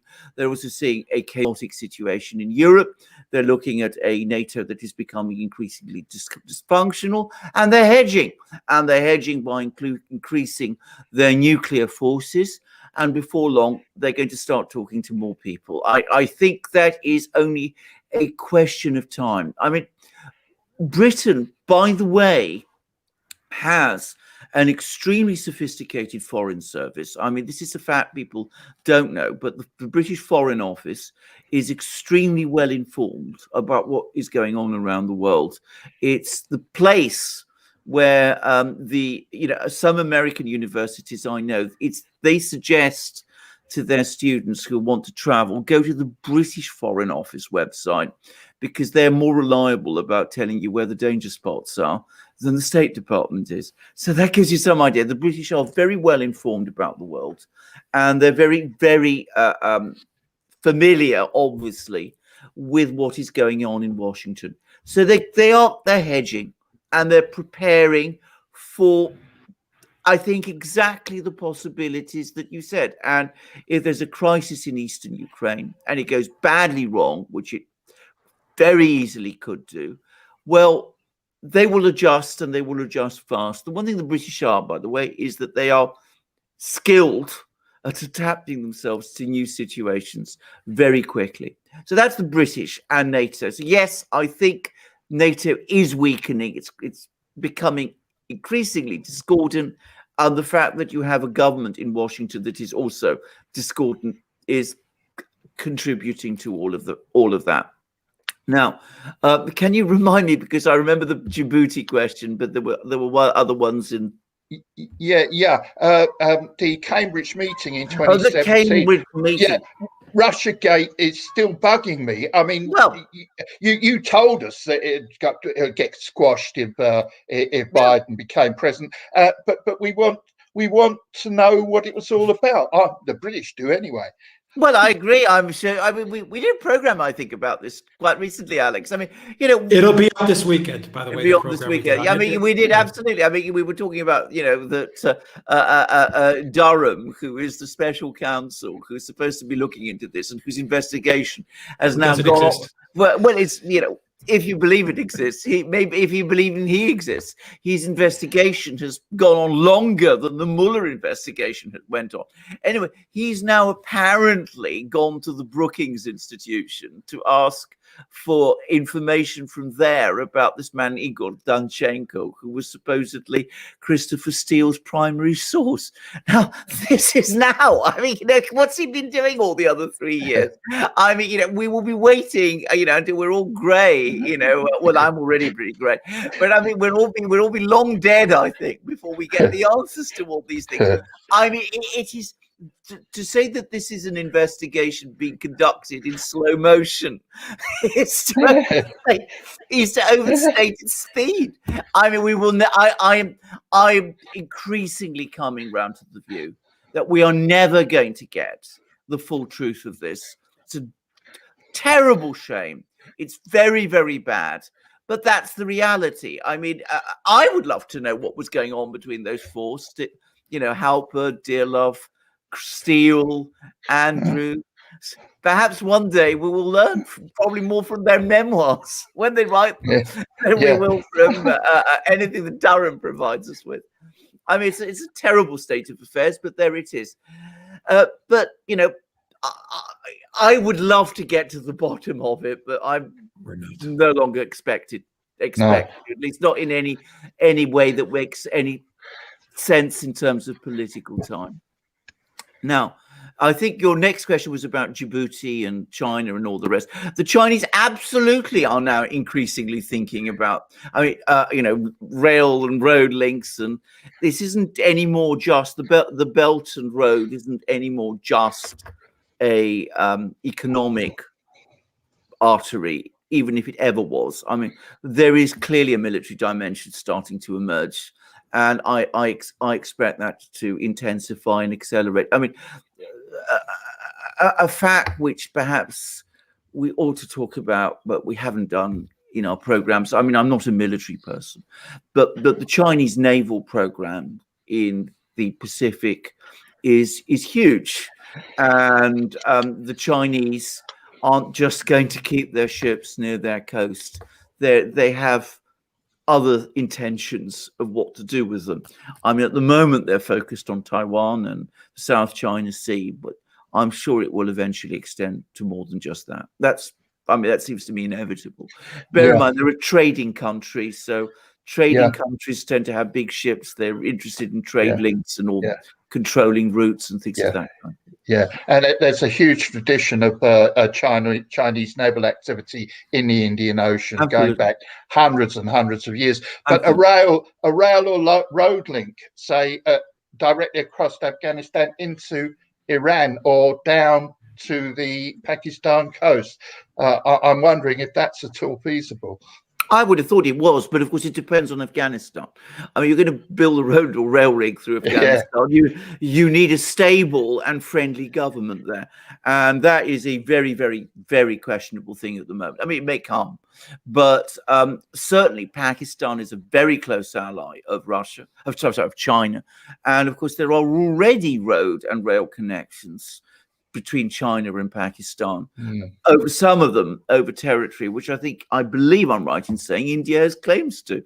So I mean, all that, the Karakoram highway and all that, I mean, all of that is already in play. So the Chinese are already heavily involved and engaged in all of this, and I'm sure they will be more so. And of course, they've got their naval base in Djibouti, and that would have been chosen for a reason. I mean, it's not just, they don't just plant bases for no reason at all. So we're going to be seeing a lot more of this going to happen in the Pacific. And of course, the United States with its fleet, which is still the most powerful fleet in the world, are going to be making their counter moves. So we have all of that going on in the Pacific. And of course, we have the situation with Ukraine in Europe. So the United States is committed in lots of areas, perhaps overcommitted, some would say. Thanks, guys. Thanks so much. Have a good weekend. Thank you. And have a good weekend.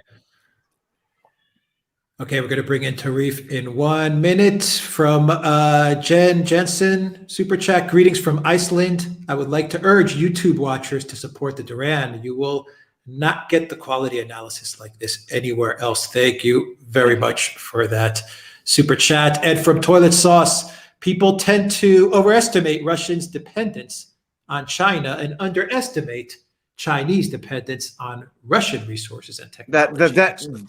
That is an excellent point. I mean, can I just say, I mean, there is the other side. I mean, obviously, China is a resource. I mean, it's got a lot of resources, natural resources, but it does need Russian fuel and energy. It will probably, before very long, want access to Russian grain and food. Remember, Russia is now this huge agricultural power. That, by the way, is an extraordinary reversal from Soviet times when they were importing food. Now they're exporting foods and doing so at an ever-escalating speed. But the Russians also have a lot of technology. I mean, I was talking about Sergei Boyev, this Russian scientist, and the way he's creating China's big air defense system, because the Chinese are behind in radars. They're behind in some areas of chemical industries, in metals. And of course, the other thing is they rely on the Russians. They're relying increasingly on the Russians for help with gas turbines, airspace engines. I mean, the Russians are building this big engine, the PD-35, which is going to be the Russian equivalent of the big engines that General Electric and Pratt and Whitney have, and which the Chinese are hoping to use and have invested money in. So there are interconnections between the two. So it's not a completely unbalanced relationship. China needs Russia. I mean, for China to feel secure and stable and to be able to project power outwards, they need Russia. They need Russia at their back to protect their northern border. They need Russia for its resources and they do need Russia for its technology. The Chinese are acutely aware of this, and they talk about it often. And if you go to publications the Chinese government has, they're perfectly aware of that. So yes, they are the senior partner, but they're not the dominant one, at least not in the way that some people in the US think. All right, Tarif, I'm going to bring you into the stream. Google whistleblower, Tarif, are you with us? Yes, I'm right here. Can you hear me? Yes, we Yes, can. clearly. Tarif, how you doing? How y'all doing? Thanks for taking everybody call. Like I said before, y'all got one of the best internet shows on the planet. Thank you. Know. Thank you. Thank you, Tarif. I have several comments. There's a lot of them, but they're gonna be quick and to the point. First comment: free Julian Assange. Mm-hmm. Of course, the U.S. going to appeal the decision by the courts because the courts might strike the U.S. Decision down, which means the U.S. going to come back again and repeal that decision, which means this can drag out in courts for years. Let's hope not that it don't happen. Free Julian Assange, of course. China and U.S. with these sanctions, if the U.S. ever decouple from China or really sanction China like they've sanctioned Russia, then you're gonna see a collapse of the dollar within the next 10 or 15 years, because China had a war on poverty, and their middle class sector is building up, and tourists. When I was in Honduras and Costa Rica some years ago, I saw Chinese tourists, a whole bunch of them.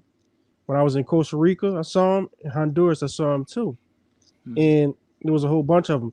So you get a win-win situation with China, with the tourist industry, and also with the Belt and Road Initiative. And what you get from the U.S. is what? Sanctions.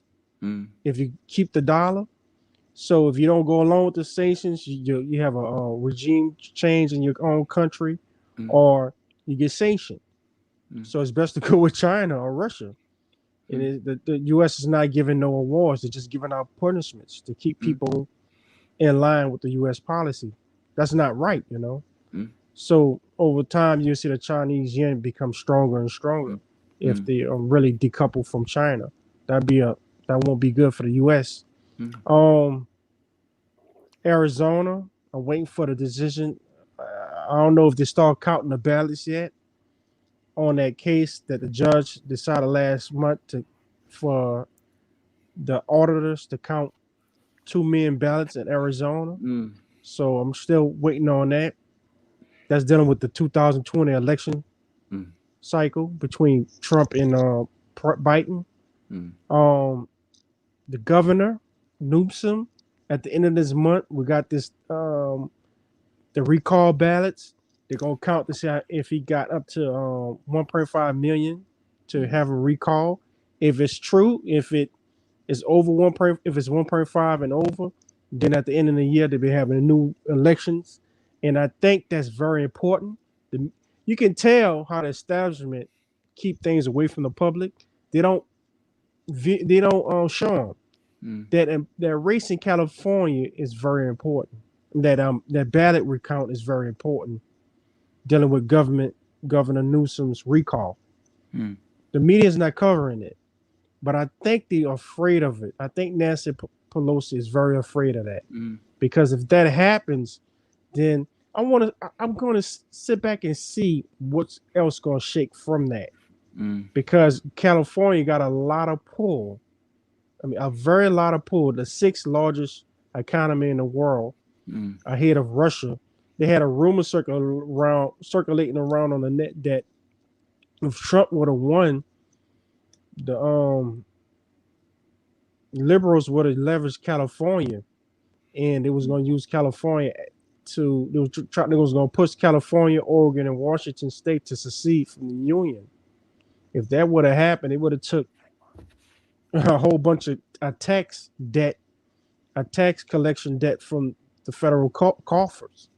So Governor Newsom lose this race. I mean, if it's over 1.5 million for the recall, then that's going to put a monkey wrench into the leverage that Dems have, the DNC have. I don't want to say Democrats. I'd rather say DNC have on the Republicans or whatnot. The Chinese, man, that's quick. I went through them quick. There you go. I went through. My mind just went blank. But okay. The Chinese. Back to the Chinese. Okay, with the thank God I remember this. Y'all talking about the Chinese Blue Navy they have it, but it's not as large as the U.S. Right? No. Last year or the year before last, the Chinese showed a capability of building a ship. It took them 2 months to build a frigate. I think it was a Type 52 ship. I don't know if y'all read the report, but that's unbelievable time frame to build a warship in 2 months. When I worked at Avondale Shipyard in on a Mississippi River in New Orleans back in 2003 to 2005, we was working on LPD 17s, right, which is landing ships. The hovercraft comes off the back of it and then land on beaches, right? We was working on those ships. It took us over 2 years to build that ship. Our deadline was supposed to be finished before 2 years, but it took us over 2 years. So compared to 2 years to 2 months, Chinese displayed a capability of building a multi-advanced ship within 2 months. You gotta hand it to them. That's pretty good.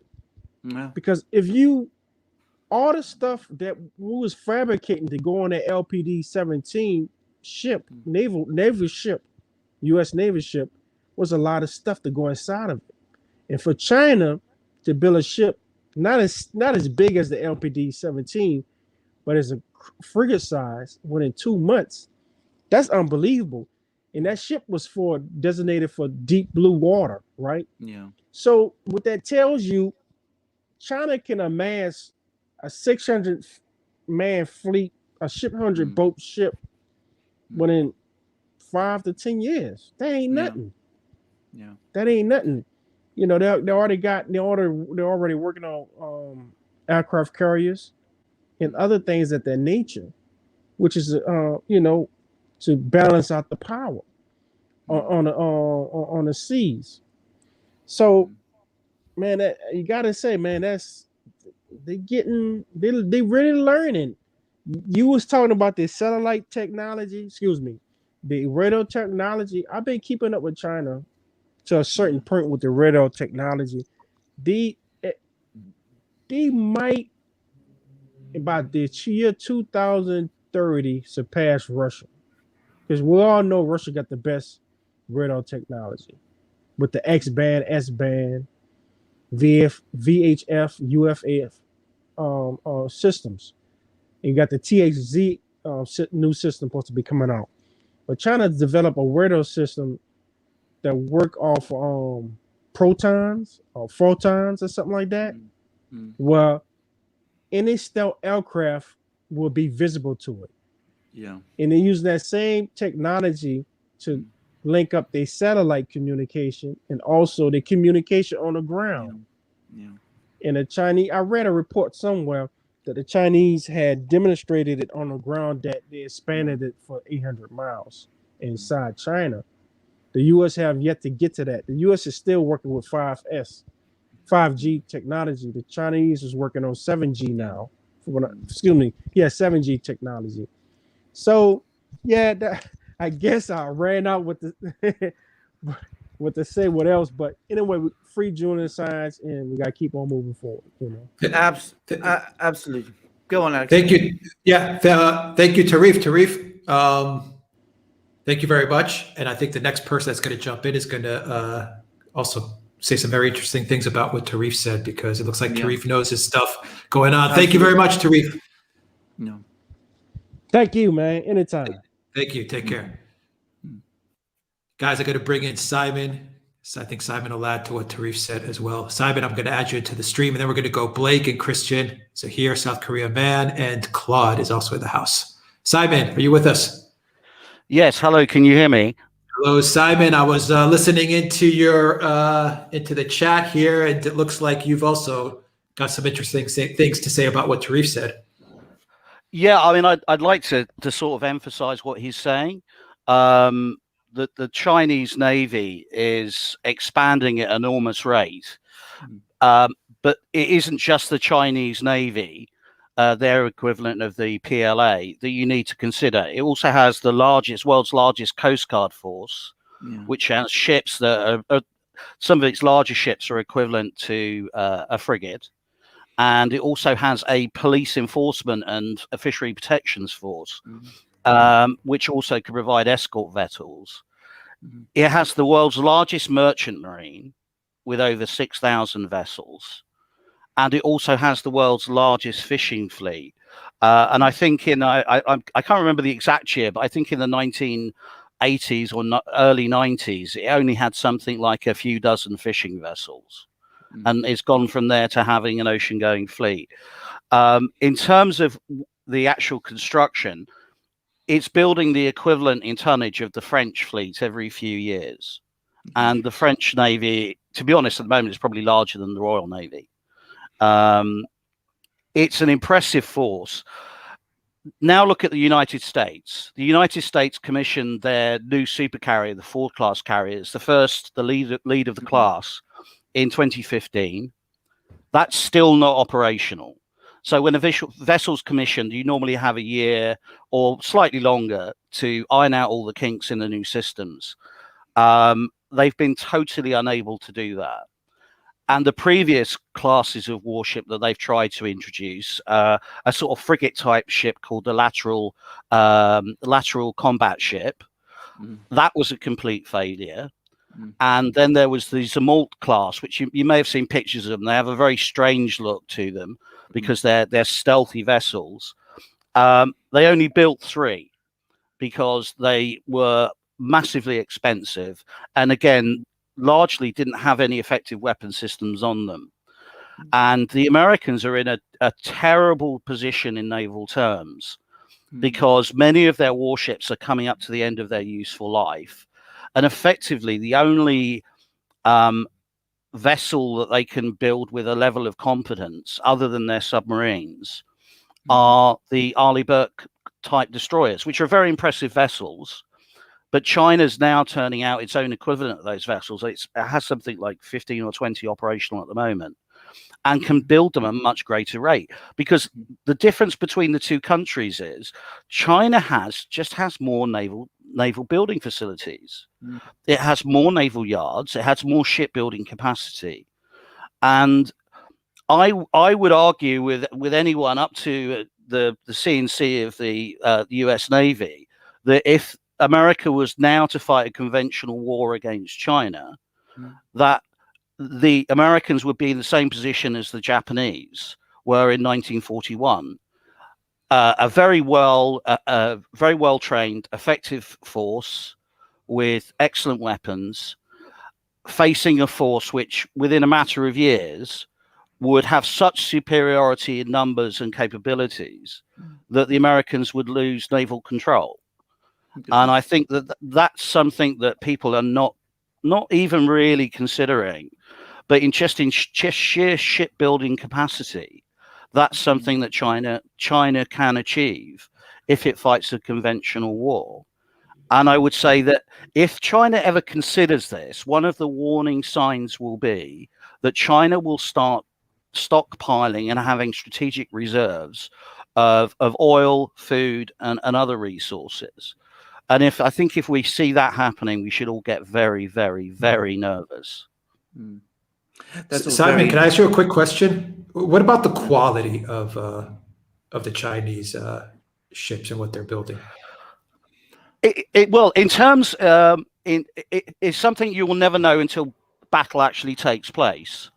But take, for instance, the anti-ship missiles that warships carry. The US main anti-ship weapon is the Harpoon still. That's being replaced. That's effectively a version of a cruise missile, really. So it travels subsonically.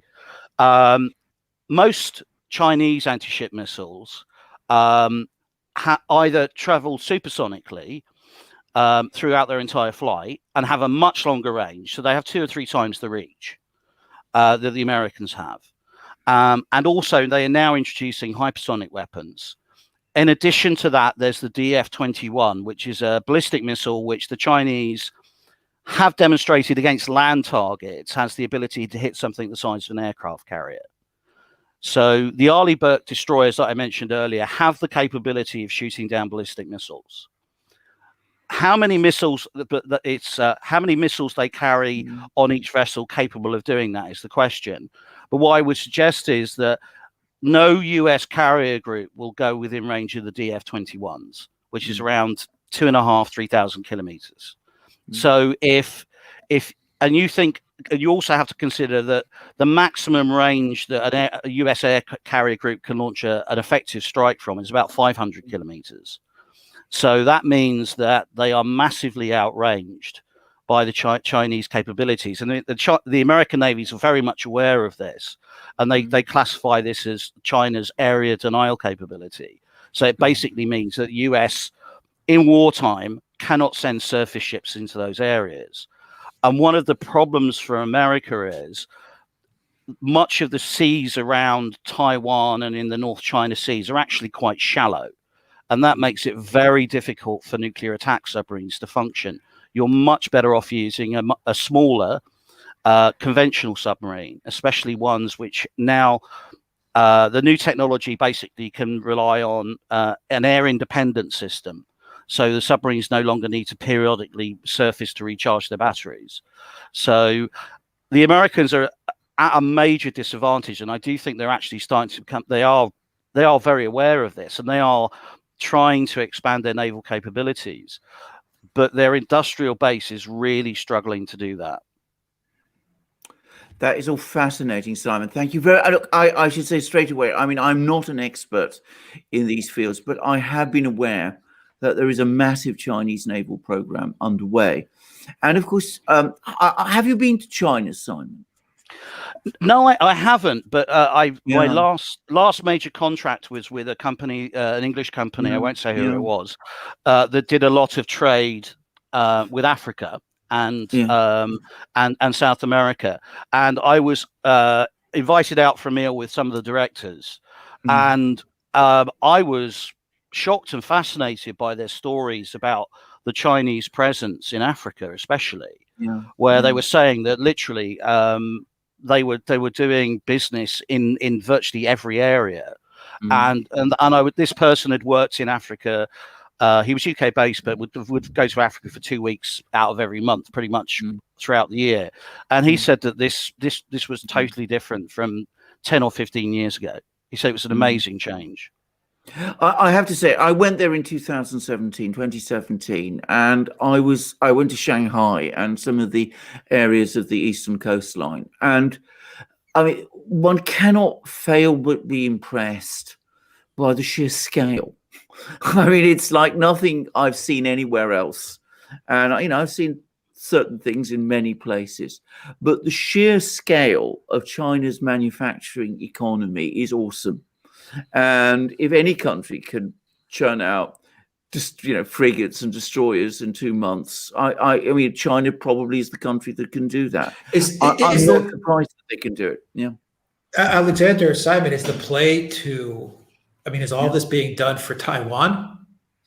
Well, Simon, both of you guys. Well, I to be honest, there's an interesting book, and I can't remember. It was recommended to me by someone, and it's basically 7 disastrous scenarios. And I bought it because it actually had a scenario about pandemics. But they also had a very interesting scenario where Taiwan wasn't invaded by China. It was blockaded. And as part of the blockade, China said that they deployed submarine forces around the world, and that if any attempt was made to block the blockade, those forces would start attacking the merchant vessels of the nations that attempted to break the blockade. So I would suggest, if I was China, and given the fact that I'm sure they've gamed this out many times, a far more effective way of approaching the Taiwan issue is to mount a naval blockade. As I said, to break it, the Americans would have to risk combined carrier groups. So they would have to put 3 or 4 carrier groups along with all their escorts and sail in to this region where they will have to protect themselves against Chinese ballistic missiles, Chinese land-based aircraft, Chinese submarine and naval forces, and then Chinese air forces. And that would be the equivalent of going up against attacking Murmansk and the Kola Peninsula during the Cold War. And the expectation during that was that you wouldn't do it with less than 4 carrier battle groups, and you would expect to lose at least 1 carrier. One carrier has 5,000 people on it. You're looking at, say, 30 or 40% more casualties in a single day than 9/11. And a catastrophic loss in US confidence. So if China, I think, could do that now.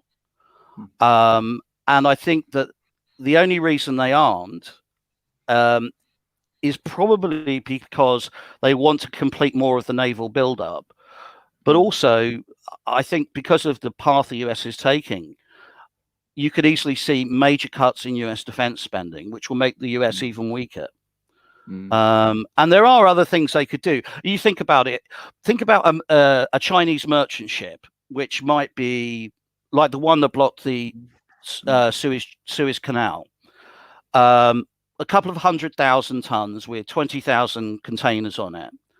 Now imagine 20 or 30 of those vessels sailing within 300-400 miles of US naval bases, which are virtually unprotected.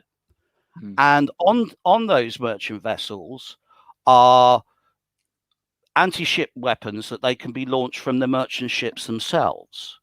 I mean, the Germans used merchant ships to transport troops when they invaded Norway in 1940. You could launch a Pearl Harbor times 10 against the United States.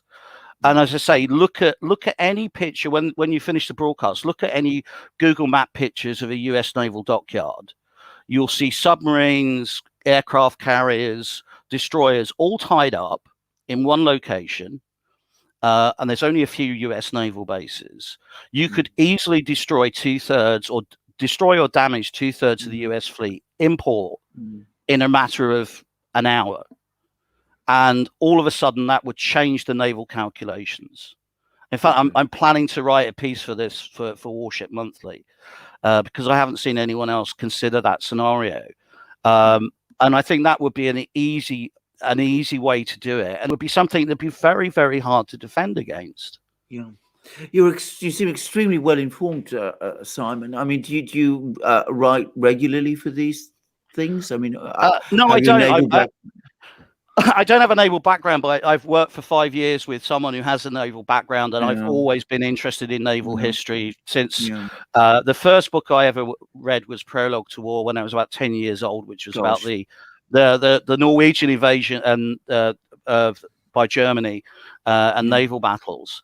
I had friends and family who were in the Falklands, and people forget that during the Falklands, 22 British warships were either sunk or damaged. Yeah, that would wipe out the Royal Navy now. Yes, in terms of service combatants. You know, naval warfare can get very bloody very quickly, and no one's fought a proper naval war for 40 odd years. Absolutely. And so we have no idea. Please go on. No, what I wanted to say, and just to add to the discussion and to go back to Alex's point, my own personal view is that what perhaps provoked the Chinese naval buildup was not so much the issue of Taiwan, though that's always there, but the fact that Barack Obama pivoted east back when he was president. And I remember reading all sorts of extraordinary articles that were appearing at that time in parts of the Neocon media about the US imposing a sea blockade on China in the South China Sea. So the Chinese, of course, all read all these things. and they decided that they would have to develop naval forces to respond to this threat of a blockade. Bear in mind that at that time, China was even more dependent on trade through the South China Sea than it is now. So I think that was what started the whole ball rolling. Maybe it would have started rolling anyway at some point, but you can't write wild articles like that and not expect there to be consequences. Exactly. And to be frank, I think that's a perfectly rational thing for the Chinese to do. Yeah. Why would you leave your country wide open to a threat? And let's face it, I think this is the fundamental thing that people don't understand about China, is China has, as a civilization, very little experience of being dependent on other nations. It's largely always been able to feed itself. It's largely always produced the high value goods that it needed. You can look at the first British Opium War. The reason Britain wanted to sell opium to China was because the Chinese didn't want to buy anything that Britain produced. And therefore, the only thing they could sell them was opium, because the British Treasury was literally getting worried about the silver being sent to pay for Chinese goods.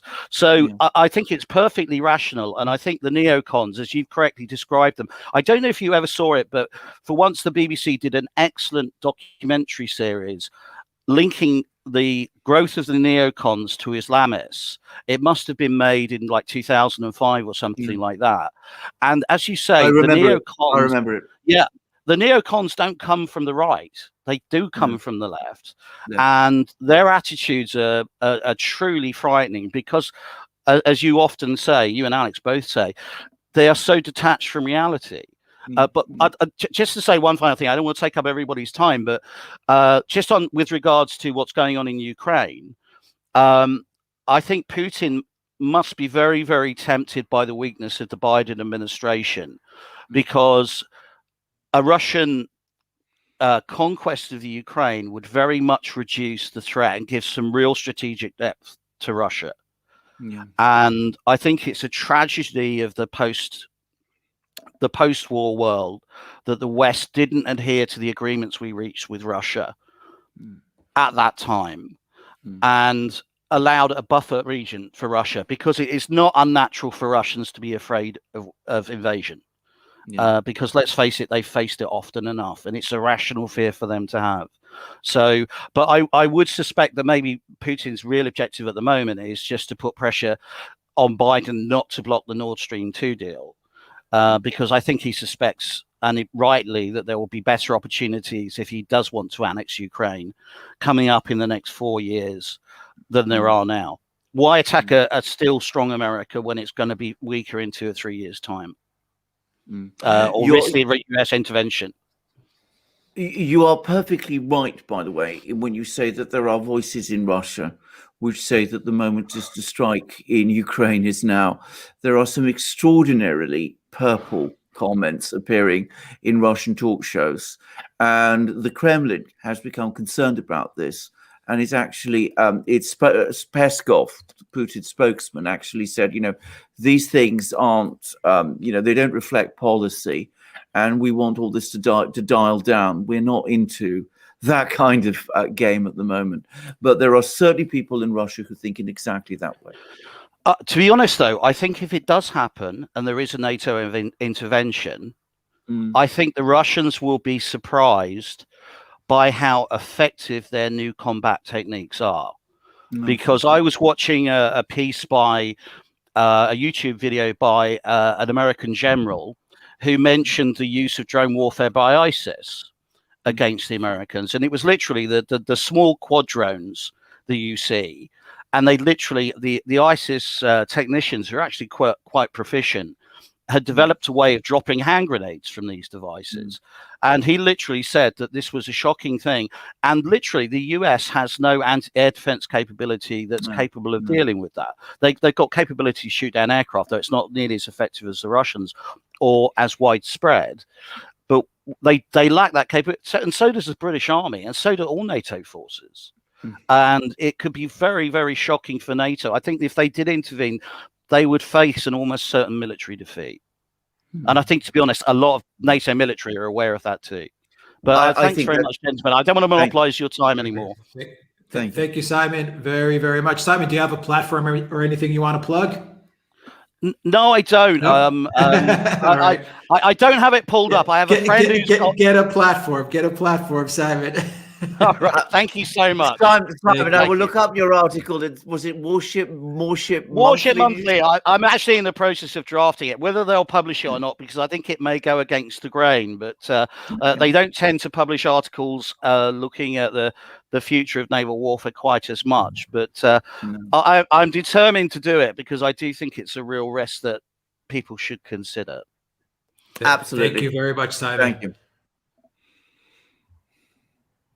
All right, great call. We'll bring in a lot of good calls. We've got a lot of good calls on the way. We'll bring in Blake. Blake, I'm adding you into the stream. Good evening, fellas. How are we? Hello, Blake. How you doing? Yep. Okay, so I will start off with what you guys were talking about quite a bit earlier on the Orthodox Church. So I found all that very interesting, what's happened over there. And in particular, you guys were talking about globalism, which I will get back to in relation to the Orthodox Church. But one fact I found very interesting with the whole the meddling by the US foreign policy establishment in the Ukrainian Orthodox Church was a comment by Metropolitan Hilarion, who's the head of the Russia's external what are they called? Their external relations. He's like their foreign minister.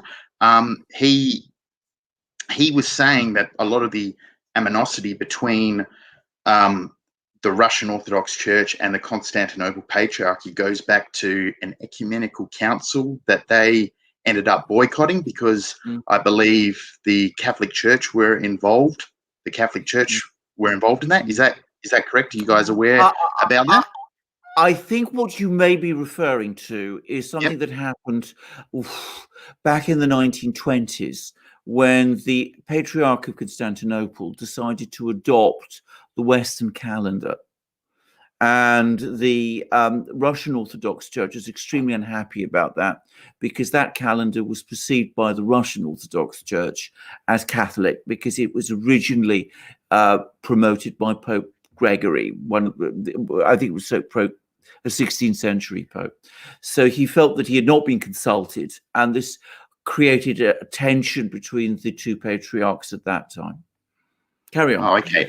I wasn't aware of that. Now, what the one I'm talking about, it was a ecumenical council between it's between all the Orthodox churches in the world that they have, and the last one was 2016. Yeah. I believe the Russians boycotted it, and maybe another church boycotted it. Yeah, that's the one I'm talking about. And apparently, Hilarion claimed that is when the current Patriarch of Constantinople started to really get very agitated against the Russian Orthodox Church because they boycotted on the grounds that Rome was going to be in effect attending it because I think they were there under observer status or something like that. Yeah, you're right, Blake. You're right. Yeah. You're right. Let's go on. Go on. You're right. You're right. Yeah. Is that sorry? All good. You're good. What I found interesting about that is that's interesting that that's the point where he started to turn because of the history with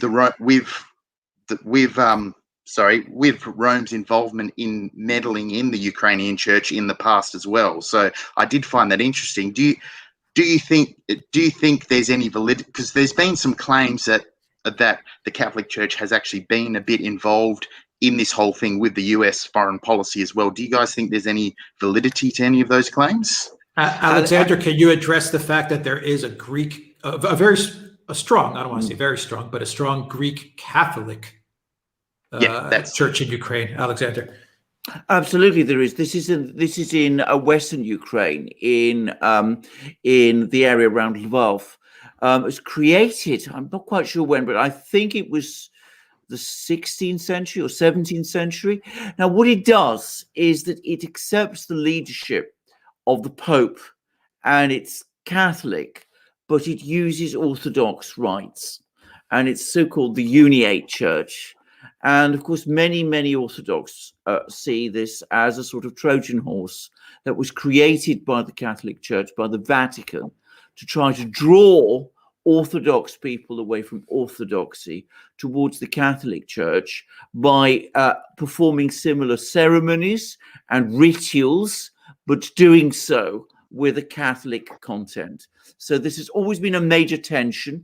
And I should say that the Uniate Church in the West, in this area of Western Ukraine, which is the part of Ukraine which is most hostile to Russia, it is one of the carriers, if you like, one of the major carriers of hostility to Russia within Western Ukraine also. So these are the sort of factors that are in play there. Okay, yeah, fair enough. Thanks for that. Yeah, I did. So from what you guys are saying, yeah, I from my point of view, I can see that is a factor, and that it kind of does. This also feed into Russian animosity as well when it comes to, because I know like in the Orthodox world there is there's a bit of an accusation that, you know, that the Catholic Church has always been a center of like policy against the East, so to speak, ever since Constantinople. I don't know if that's a bit of a historical conspiracy theory. You know, when it comes to the Fourth Crusade and things like this, there's claims that the church was behind that, as an example, with Venice and everything as well. But I don't know, but I do find that sort of talk, when I do read the Orthodox side of things, and actually some Russian translated websites, I do find that very interesting. Well, there is to look at it from that angle. There is a very strong anti-Catholic tradition within Orthodoxy, going way back into the Middle Ages, and I don't think you find it so much in Greece, but of course in Russia it's also been very strong. I mean, Dostoevsky, the Russian writer, was very hostile to the Catholic Church, and of course he wrote that famous passage in the Brothers Karamazov, which is the legend of the Grand Inquisitor, when Jesus returns to Seville during the time of the Spanish Inquisition. And the Grand Inquisitor, who represents the Church, the Catholic Church, tells him that the Catholic Church is serving Satan, and tells him to go away because, you know, they don't want him again. And so, I mean, there is an anti-Catholic tradition within Russian Orthodoxy. And by the way, if you're interested in Russian opera, if you see Mussorgsky's opera, Boris Godunov, that's present there also. So there are these elements. I don't know how strong they are today, actually. I think perhaps more in Russia than in certainly in Greece. But I mean, in Russia, there is an element of this, and, you know, that the Catholic Church has played a role in Russian affairs and Orthodox affairs, which has not been particularly positive. So I don't know how strong it is or how widespread it is, but I mean, there is that tradition there, certainly. Okay, fair. So no, that's very well. That's very interesting. You guys made a comment earlier about the globalism and how a lot of the globalists are very anti-Christianity, which I do find interesting as well, an anti-religion per se. Although recently I would say I do find it interesting, since the current Pope's gone woke, that a lot of a lot of the anti-Catholic was in a lot of the mainstream Hollywood stuff as well, especially conservative Catholics. But now that this woke, well, whatever you want to call it, new Pope is the way it's being portrayed, it's not like that anymore. What are your guys' thoughts on that? Well, it's, I mean, as I'm not Catholic, I'm not really perhaps the best person to discuss internal Catholic things, but I know a lot of Catholics are very unhappy about some of the directions that the new Pope Francis is actually taking, and that this is an issue that, you know, a lot of Catholics feel that he's deviating, or at least he's moving away from accepted Catholic doctrine, and he's doing so in a way that compromises the message of the Catholic Church with ideas that are fashionable in places like the United States. Now, as I said, I must admit, I don't follow this very closely. I know a lot of people are interested in Francis, Pope Francis. I am less so than some, but I mean, I know that this view does get expressed. If you're talking about the Russian Orthodox Church, it is extremely conservative and very traditional and emphatically not woke.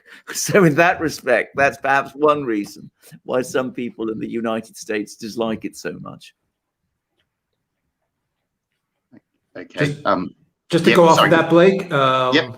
because I'm also in the live in the chat as well, and I wanted to also say the same thing that Second Horizon is saying in the chat. He says Benedict was ushered out for his theology. I don't know if you guys saw the movie The Two Popes.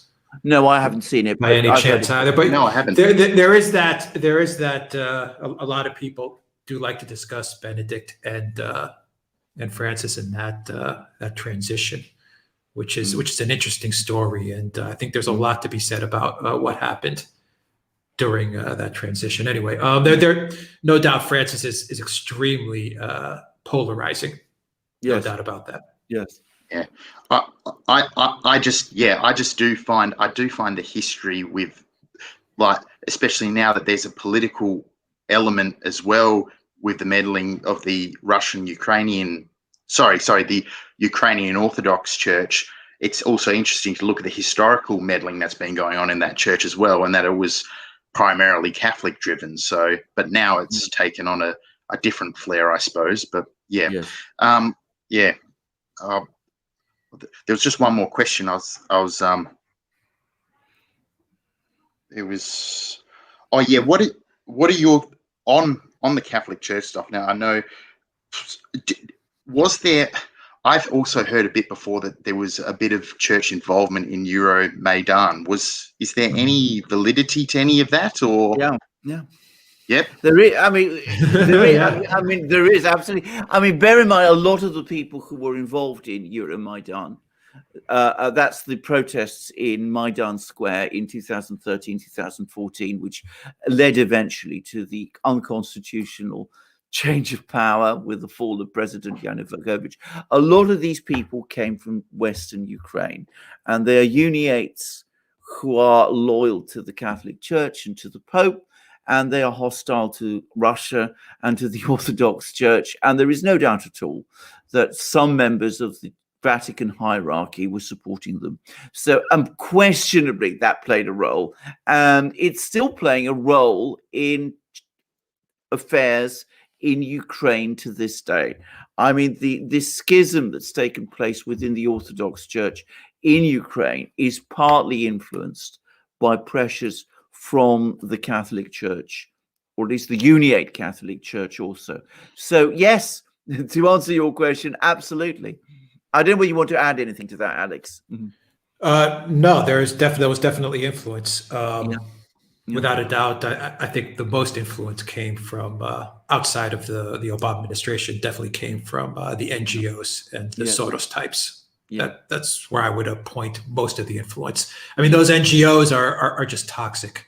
Absolutely, including many of the universities, these foreign universities that operate in the country, and they get a lot of this stuff going. Yes, absolutely so.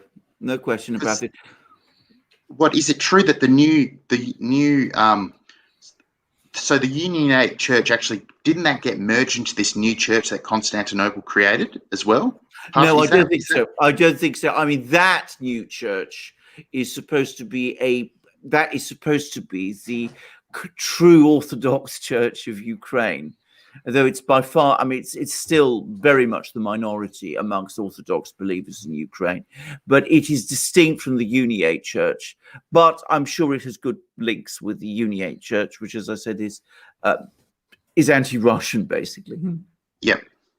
Oh, that's fair. Oh, thanks for that, guys. I'll let you move on. Thank you, Blake. No Take worries. care. You too. Okay, we're going to bring in Christian. Christian, are you there? Guys, this is such a great show. I mean, so many people with. I hear a little bit of static there, Christopher. Let me see if I can move this Better, one. yes, It's much better now. better. Yes, much better. Excellent. And I will also buy a new microphone because I hear my voice is a bit sharp on this microphone. You But sound anyway, good. yeah. But I thank you for this amazing show again, and the guys who are calling, just both Blake.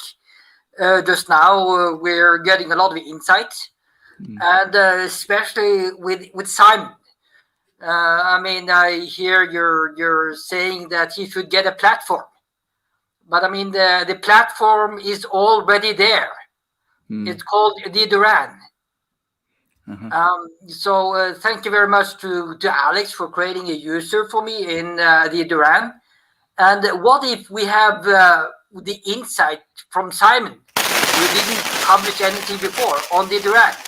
I would be okay, good. I would be glad to share his articles very much on my platforms.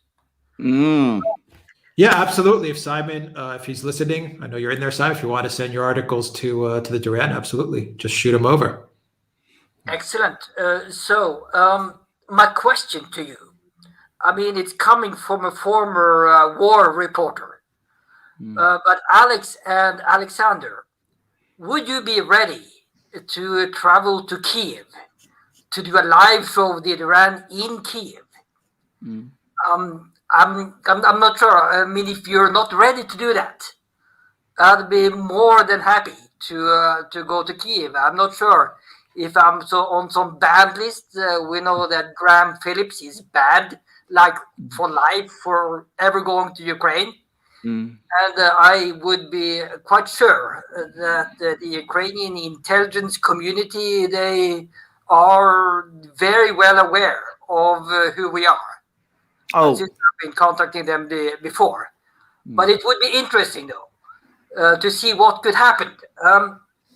To give you a bit of background, 2 years ago, I mean, I went to Zagreb in not in Ukraine but in Croatia. I was going there to support my soccer team, Rosenborg, against Dynamo Kiev. But I mean, Index, the biggest newspaper in Croatia, they had picked up this news. So they blasted me in this big article, this Chetnik Viking extremist is going to Zagreb. So actually, the bad blue boys, the supporters of Dynamo Zagreb, they wanted to beat me up and paint me blue. But what you do in those situations, you go to the den of lions.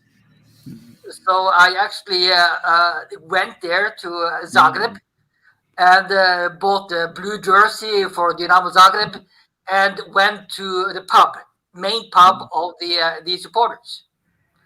And when I came there, I'm sure this is the same thing in Ukraine. There's a lot of good people there. So if you go there with the best intentions, make relations, have coffee, have beer with them, it's good. So basically, I was never allowed to go to that game because they thought I was some kind of security risk. But I was sitting outside, actually, in their bar, drinking beer with the supporters, having pictures and everything. And people came to me in tram. Hey, we saw your newspaper. Can we take a picture with you? So it was fun. And outside the stadium, I was actually meeting a guy that had been released from prison that day. He had actually been in prison for attacking a police officer. He was a hooligan. But the guy didn't have money for his train home to split. So I paid part of his ticket, and we're friends today on Facebook. So what do you say, guys? Should we go to Kiev and make a live show? Well, I would love to go to Kiev. I mean, I've heard it's a beautiful city, by the way, extremely attractive.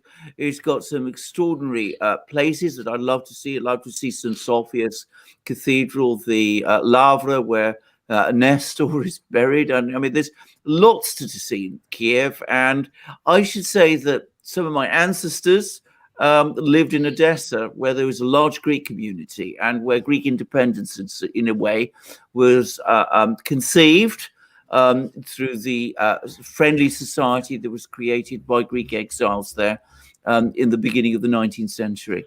But the question is not whether I would be willing to go to Kiev and Ukraine, it's whether Ukraine would have me. And I do sometimes wonder. I have heard stories about people being turned around and told to go away. And I also have heard stories of people who try to do programs there, finding that, you know, the reception isn't particularly friendly. So I don't think it's going to happen somehow, at least not in any short time frame, more because of the Ukrainian responses than any other, which is a shame because, as I said, I'm predisposed to like Ukraine, at least to like Kiev there very much. I mean, obviously, there are some people in Ukraine who I'm sure I would want to have absolutely nothing to do with at all, but I'm also sure that they're not the majority. Excellent. What about you, Alex? You want to go? I would go. I have been, and I love Kiev. It's a great city. I would go, and but I wouldn't go now, just because I don't know if I would be able to get in. I'm not saying this because of what we report. I just think that right now is not a good time, and I think things are a little bit on edge. If this was the same time last year. Like, say, if Trump was president, when Trump was president, I would have gone yesterday, no problem, because I don't think there's much of a risk there at all. But now I think with Biden and with everything like that, I think things are going to be a little bit more on high alert. Yeah. And I actually think that, and this may sound strange, I actually think you have more of a chance to be turned away because of maybe the reporting you've done about Biden and Hunter Biden, than maybe because of the reporting you've done about Ukraine. So I don't know. Maybe I'm embellishing it a bit, but I think we're probably more in trouble because of what we've exposed about Hunter Biden than what we're talking about with the tensions between Russia and Ukraine. But maybe in 6 months, if things calm down, let's hope to God they calm down. Then I'm in. I'd love to go back to Kiev, but first stop is Belgrade. So of course, and, absolutely, being rejected is also part of the story. Oh, yeah. It would be a waste of time like that. That's the issue. I just don't want the time. I mean, time is precious right now. So no, no. So I hear you speak also about Marie Jovanovic, or she's calling herself Jovanovic, but she's not Jovanovic. If you hear the difference, for a Serbian, it makes a difference. I mean, where is she now? I mean, I was not impressed at all. No. She's teaching now, isn't she? I think so. I think that's exactly what she's doing. I think you're absolutely right. I think she's become some kind of an academic or something of that sort. But that's what I've heard. Very common, of course. Poor students. Poor students, absolutely. Yeah. Okay, guys. Christian, before you go, just to say I've had some contacts about you via Alex, and you should be hearing from me fairly soon. Excellent. It would be an honor also if I have you as one of my readers of my newsletters. Exactly. So thanks so much. Excellent. Thank you, Christian. All right, we're gonna bring in South Korea man, and then Zahir and Claude, Dr. Bill, and Anatoly, and we'll wrap up the calls there. So I'll bring in South Korean man. South Korea man. Oh, hello. Can you hear me? Yes, we can hear you clearly. Yeah. Oh, thank you. Sorry for my English. My English is very rusty. I've been using it for a while, so I apologize for that. Okay, so I've been a fan since about of this show for about 2 years. At the time before COVID, and the recent Nalvani, that person. Nalvani, am I pronouncing his name right? Yes. That situation reminded me of something you said in 2019 about Putin and possibility of him retiring in a few years. What happened to that? I mean, the whole situation, COVID and Biden basically pushed that thing into the far distant future, I think. Yeah. I think you're absolutely right. Can I first of all say that I presume you are from South Korea? Yes, I've right. been to South Korea. I was hugely impressed. I've been to Seoul, and I just wanted to also say that South Korea is one of the most beautiful countries I have ever seen. I mean, I walked through the mountains there. I was just stunned by the beauty and the modernity and the tremendous achievements that I saw in South Korea. Hugely impressed by South Korea indeed. But coming back to Putin, I think you're absolutely right. I think there were probably plans a few years. I think the man wanted to resign, actually, or at least retire. And I think when this time last year it looked as if he was going to stay on, I was actually rather dismayed. I said to myself, this isn't a good thing at all. They need a transition. And they need a transition soon because, you can't have the same leader in charge all the time. I have to say, after recent events, I've rather changed my mind about this. I'd say that with all the challenges with the Biden administration and with all that's going on at the moment, you need someone who's absolutely at the top of his game in charge. And I think lots of Russians at the moment are saying to themselves, well, in theory, we would like to see a new leader, somebody take over. But at the moment, we can't afford to let this man go. So I think this is, I don't think I'm misrepresenting things. I think it's disappointing. I think it's sad in a way. I think a country should have a rotation of leaders. But given how unstable the situation is internationally, I'm frankly relieved at the moment that he's actually there. I mean, he's a level-headed person of immense experience, great diplomatic ability, and in full control of his government. And that's probably the optimal person you can have at this time. And that's probably why we're hearing so much less about a Putin succession, precisely because at this moment in time, there's less interest in it and less need for it, because both in Russia, they want him, and outside Russia, they say, well, he's clearly going to remain there, at least for a while. I still think personally, even if he decides to stand again in 2024, he's probably expecting or hoping that he'll start to leave. But, given how tangled and critical the situation is at the moment, I think that probably that's been pushed back into the distance. Not entirely a good thing, that in many ways not a good thing at all, but there we are.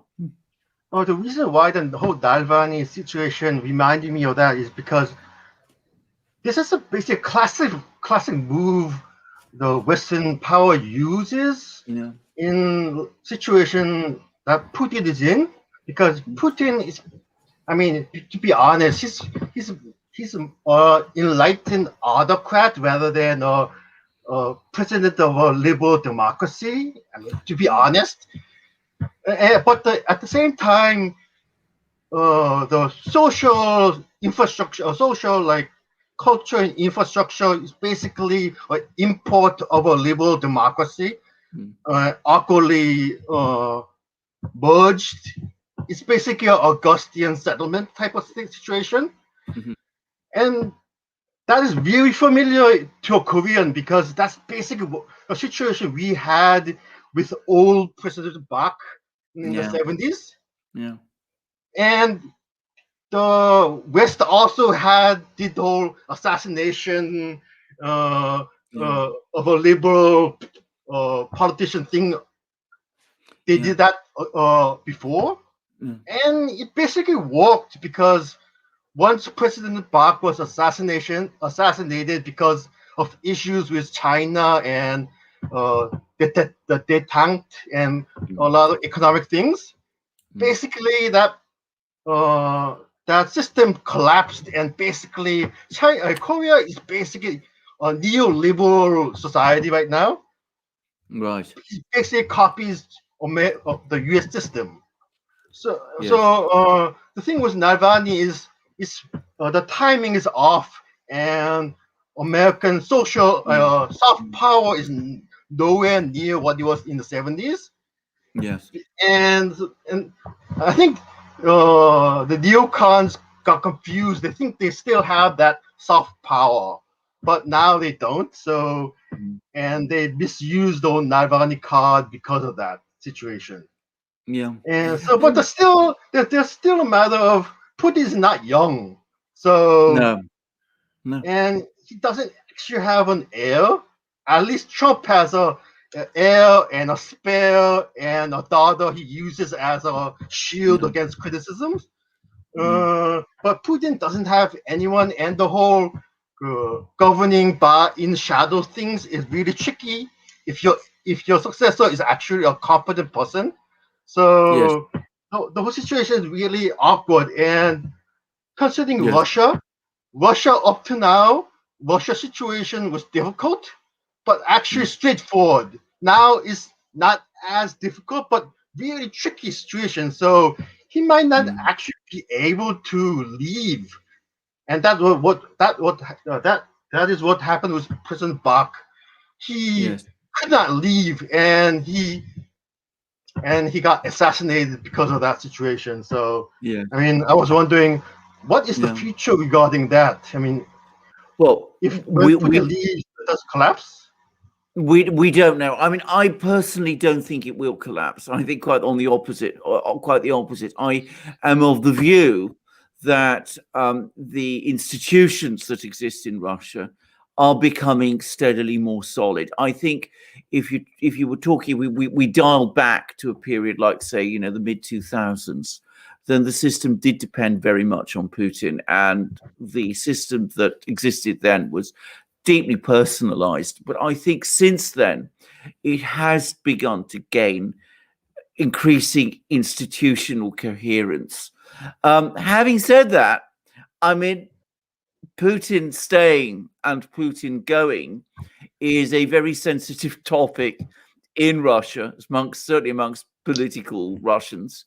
And there is always this uncertainty. I mean, what exactly will happen when he's gone? I mean, for one thing, any country which has had the same leader for a very long time, and Putin's been there now for 20 years, more than 20 years. I mean, there is beginning to say, well, what is life like? What is life going to be like when he's gone? What kind of a country will we be? Who can take his place?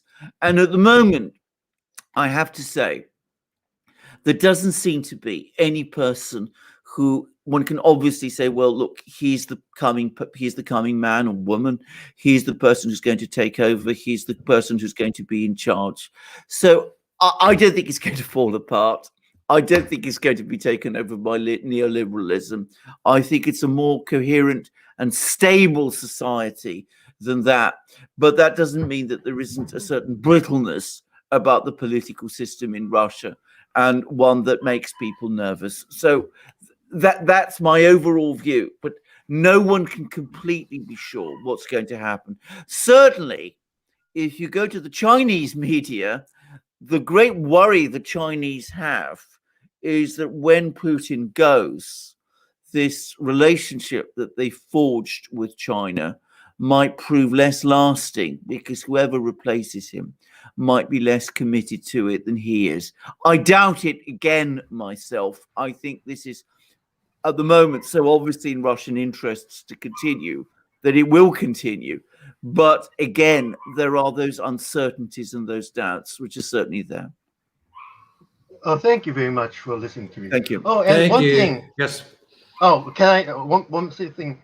Oh, I've heard a lecture. I attended a lecture of some Korean bureaucrats that work closely with with Chinese bureaucrats, and the feeling I got is that China very deliberately structured its overall political system using America as a benchmark.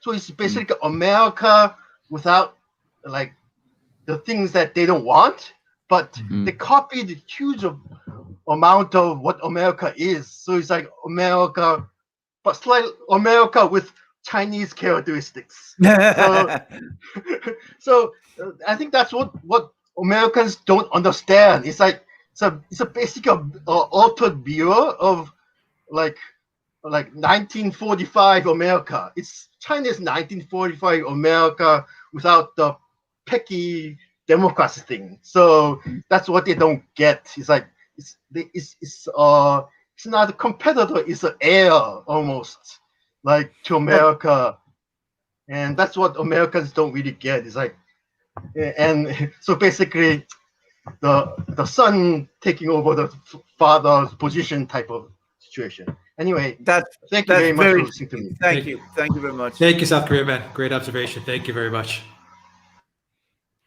All right, we're going to bring in. We've got lined up Zahir, Claude, Dr. Bill, and Anatoly. So Zahir, let's keep the show moving. Zahir, are you with us?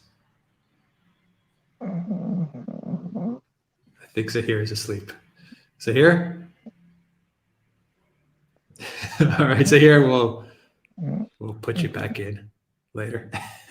All right, let's go to Claude. Claude, I'm going to add you to the screen. Claude, are you with us? Hello, Claude.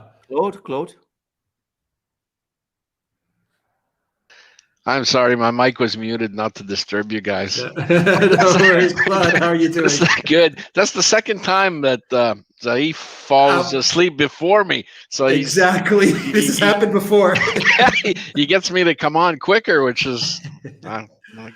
I just want to mention before I start, South Korea, man. If you're English, don't feel bad about your English, because describing Putin as an intelligent autocrat is probably the most accurate description of the man that I've ever heard. So that's quite awesome. And his other point that he made that I thought interesting was when he was suggesting that China was kind of an heir to the United States.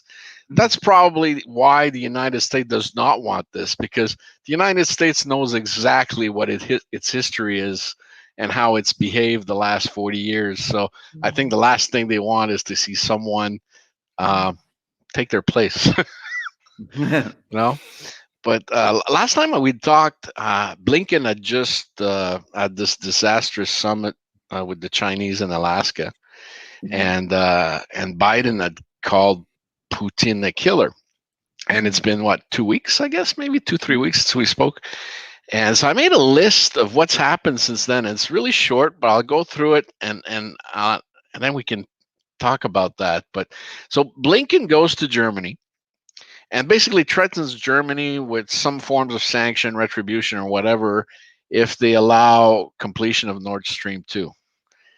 And then Blinken goes to NATO HQ in Brussels, and then we don't really know exactly what was said, but we can assume that it had to do with issues with Russia and stoking up animosity towards Russia. I think it's safe to assume that. And then Blinken goes on to Ukraine. And then next thing we know, Blinken leaves Ukraine, and Ukraine starts moving heavy equipment and artillery pieces towards the contact line with the breakaway Donbass republics. So that's where we're at there. And then Russia moves armies to the eastern border with Ukraine. And then we had Turkey announce that the Americans were going to move 2 Arleigh Burke destroyers to the Bosphorus through the Black Sea. And then General Milley attempted to contact General Gerasimov, and his call request was turned down and unanswered. Next thing we know, Turkey enters into an armament deal for drones and all kinds of various weapons with Ukraine. And then Turkey announces that the Americans have canceled their request for passage, right? And then Biden calls Putin and requests a summit, not a meeting, not a summit. And then the very next day or the same afternoon, Biden's administration expels 10 Russian diplomats and imposes another round of sanctions. Then the U.S. enters into an agreement this morning with Norway to build 3 air bases for strategic bombers and to use when I traveled through Norway in the fjords, there was all these tunnels that were designed back in World War II by the Germans to kind of hide their U-boats. So it looks like the Americans want to park some submarines in there. So they've entered into this. So basically, they're going to park ballistic nuclear missile bombers, B-1s, and submarines right next to Russia. And then that's everything that's happened in 2 weeks. At this rate, we're going to be at war within 3 months. I mean, we talked about, now this is not going to happen. This is not going to happen. And we're not even talking about the South China Sea, where both China and the U.S. are chasing each other around Taiwan 24 hours a day. It's a very schizophrenic policy, this Biden administration, because Biden is doing things that are completely disjointed from what his military and his foreign affair people are doing. Blinken is doing. It's almost like Biden's out there on an island on his own, and he's doing things, and the rest of his government is actually just looking him go. And we're going to keep going with our Neocon plan, which is the same group that was, with Obama. It's back to the same things. I don't know. I don't know where we go with this. At this rate, I don't think you guys think, Russia is going to back down, or at least a lot of people. I shouldn't say you guys, but at this point, I don't see Russia backing down in any way, shape, or form. You don't move 80,000 troops, give away your strategies, give away your positions, and the cost that this does, and just say, we're just doing this to show resolve. And it's not the Russians don't think that way. Americans, maybe. Russians are very pragmatic people. They're very practical people, unafraid as well. So I think this is when Putin said a month ago, if they keep pushing Ukraine towards military conflict, it will destroy Ukraine. I think he meant every word of it. Absolutely. I entirely agree with that. I don't think the Russians are bluffing. I don't think the Russians bluff on a situation like Ukraine. I absolutely don't think that's if anybody thinks that, then they are miscalculating badly. It's interesting that you say this, because, of course, if you're talking about the First World War, that's exactly how that started, because, of course, the Russians said at that time that they would stand by Serbia.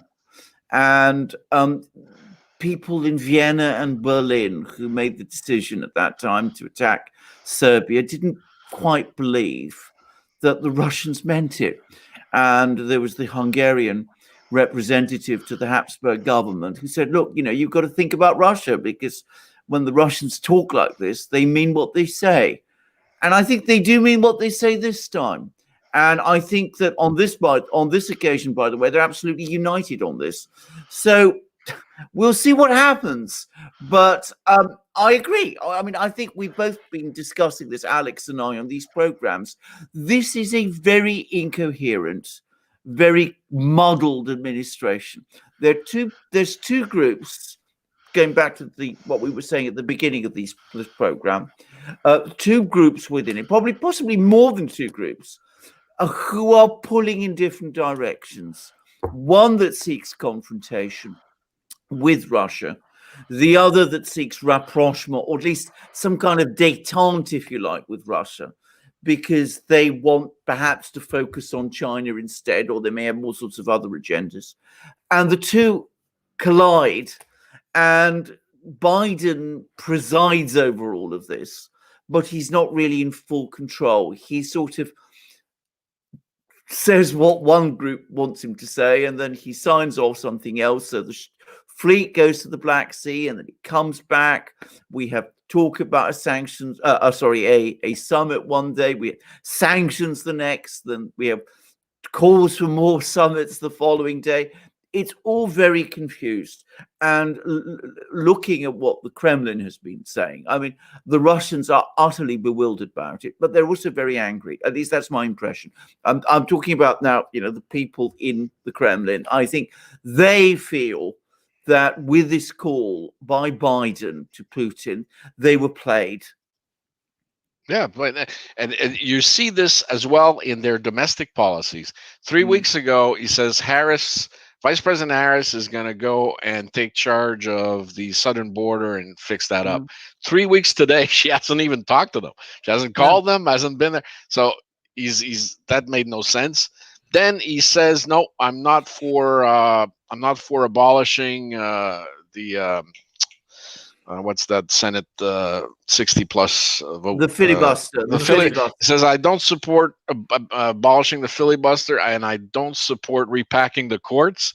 The very same day that he reinforces that message, I forget who's his name, this narcoleptic buddy out of New York there, who's on the committee. Anyways, decides to put in a law for adding 4. Yeah, Nadler. I mean, it's completely, they're inept. And my American friends, I work for a Taiwanese company, but we've got offices in the States and all over the place. Americans are becoming alarmed. Even Democrats are becoming alarmed. They have no understanding of where their country is heading, who's in charge of what. Every day they wake up and they're assailed with something new, whether it's reparations, whether it's defunding police. They're starting to get a sense of a communist takeover. It's odd to me that they didn't see it coming earlier, but it's kind of like they're almost like late to their own party. But I guess maybe they didn't want to believe it, and I can see maybe why that would be as well. But it's the last thing I would like to touch on is Johnson, Boris, Merkel, and Macron. Not one of these 3 leaders has said one word about Russia and Ukraine. Oh, absolutely. I mean, not one. It's like it's not happening in their minds. They don't want any part of this, of Biden's plans. It's like they sense that the Americans are up to no good over there, and they're gonna be dragged along for a very nasty ride. That's what I got for you guys this week. Excellent. Well, thank you very much, Claude. I mean, I would say the French and Germans, Merkel and Macron, not in public. You're quite right about this, but the French and the Germans, they're giving every indication of trying to calm this thing down. They absolutely do not want a war in Europe, and I think they're very alarmed about it. Well, it kind of tells us that they believe that Putin is serious. Oh, I think they do. I mean, bear in mind they talk to him far more regularly than the US does. So, I mean, Merkel talks to Putin on very regular basis. So I think they know that he's completely serious. Okay, gentlemen, enjoy your weekend. Alex, smile. Thank you, Claude. Have a great weekend. Love the avatar. Love the avatar. I'm still getting away with it, so I'll leave her up for a few. Oh, leave her up. Leave her up. All right. Take care. Take care. All right. Let's see here. We're going to bring in Dr. Bill, American Rebel, $20 super chat, outstanding stream and callers today with a fascinating range of topics. Thank you, Jets. I agree with that one. Thank you very much, American Rebel. And Raphael has sent us a super sticker. Thank you very much, Raphael, for that. Dr. Bill, I know Dr. Bill's got some interesting things to say here, and Anatoly is going to wrap up the calls. Dr. Bill, you're on. All right. Thank you. Great to talk to you again today. I missed part of the beginning. I had to take my car for its spring cleaning to the dealer, and you started while I was on the way leaving, and so I had to ride my bike about 5 miles to get home and finally hear what you're saying. But great show so far, and I have some comments on some of these things that various people have been saying. And one of them is on they wanted to get rid of Orange Man bad. I mean, they wanted it so bad that they took someone who was in advancing stage 2 Alzheimer's disease, who is demented, and it seems his dementia seems to have spread to the entire administration, and they're doing all these insane things. And it brings back this thing that everybody has to remember: be careful of what you wish for, because you might get it. Exactly. And they got it. They got Yeah. what they wanted, and now things are going crazy.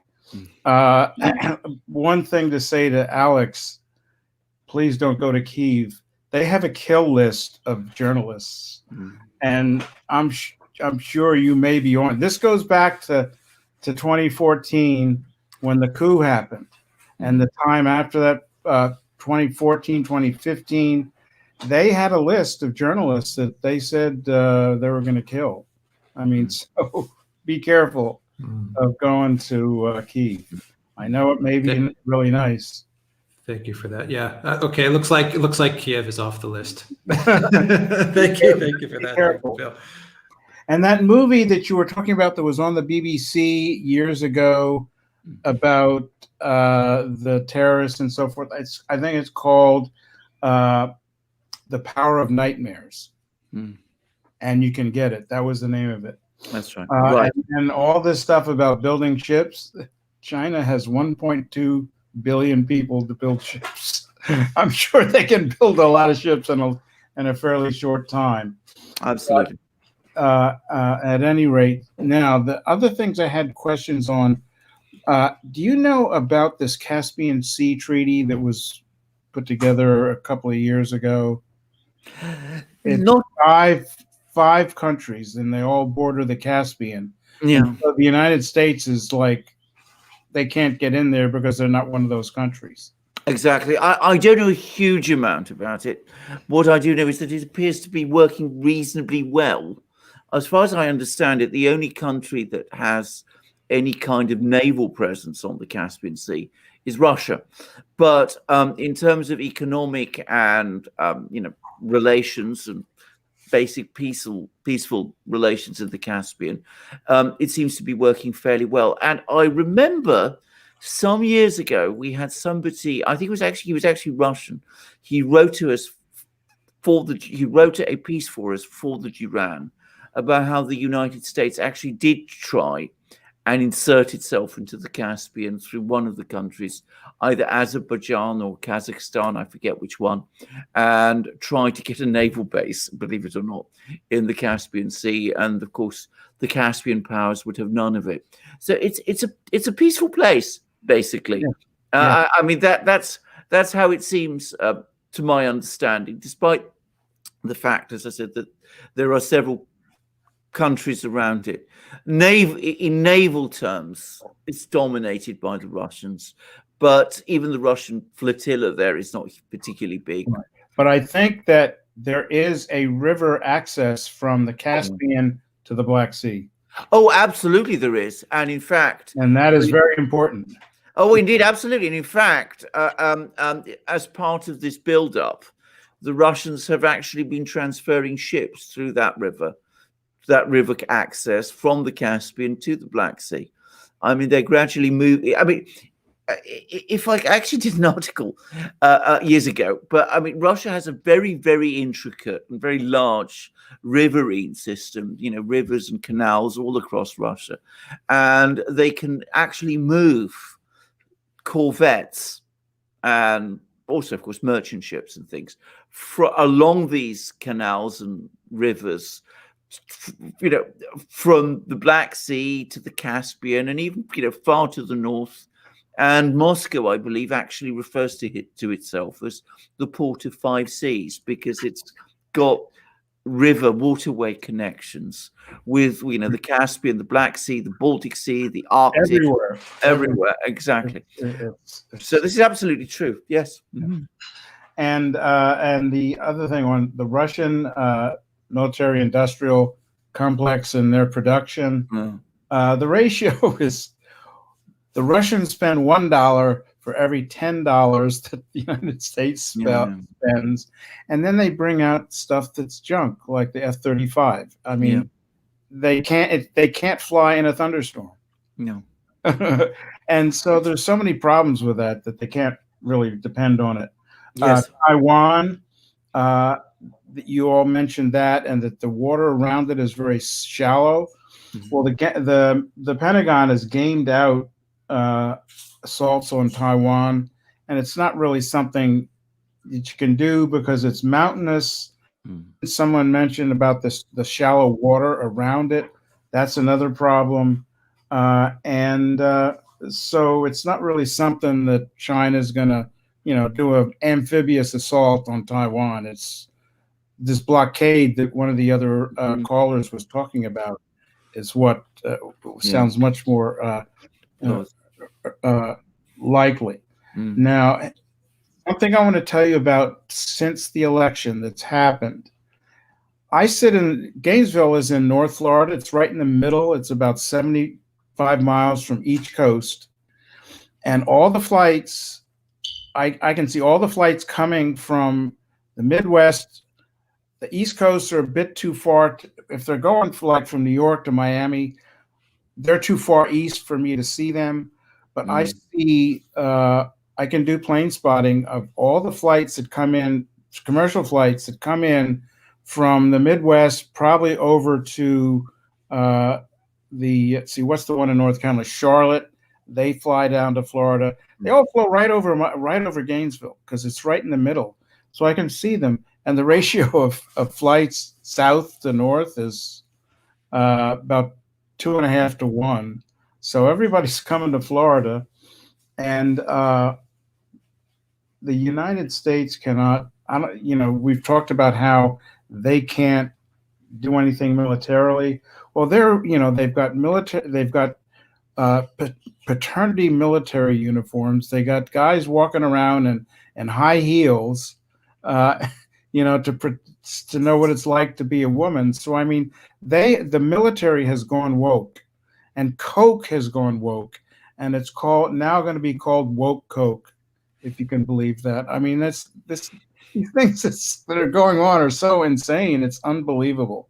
But I see a lot of military flights in my plane spotting, and I hear them.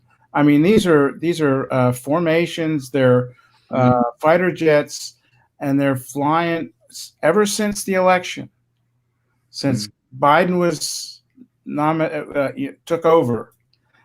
I've started seeing military flights. Prior to that, when Trump was in power, they weren't happening. Now they are, and they're doing something. Not a coincidence. I leave that to you guys and see what you think about that. Not a coincidence, Dr. Bill. Not a coincidence. Thank you, Dr. Bill. You're welcome. Thank you very much. Excellent commentary. Thank you. Take care. Ed will bring in Anatoly into the stream. Anatoly, are you with us, Anatoly? Anatoly's mic is muted. Are you there, Anatoly? Going once. Excuse me? Yes. All right. I was about to do a countdown. Going once, going twice. Anatoly's in the house. Anatoly, how are you? Oh, thank you very much. I'm doing well, very well. The usual problems: work, family, but nothing that can. Good problems to have. Good problems to have. Yeah. Well, hopefully, we won't have more problems with. As we've been talking, it's spring and the smell of war is in the air.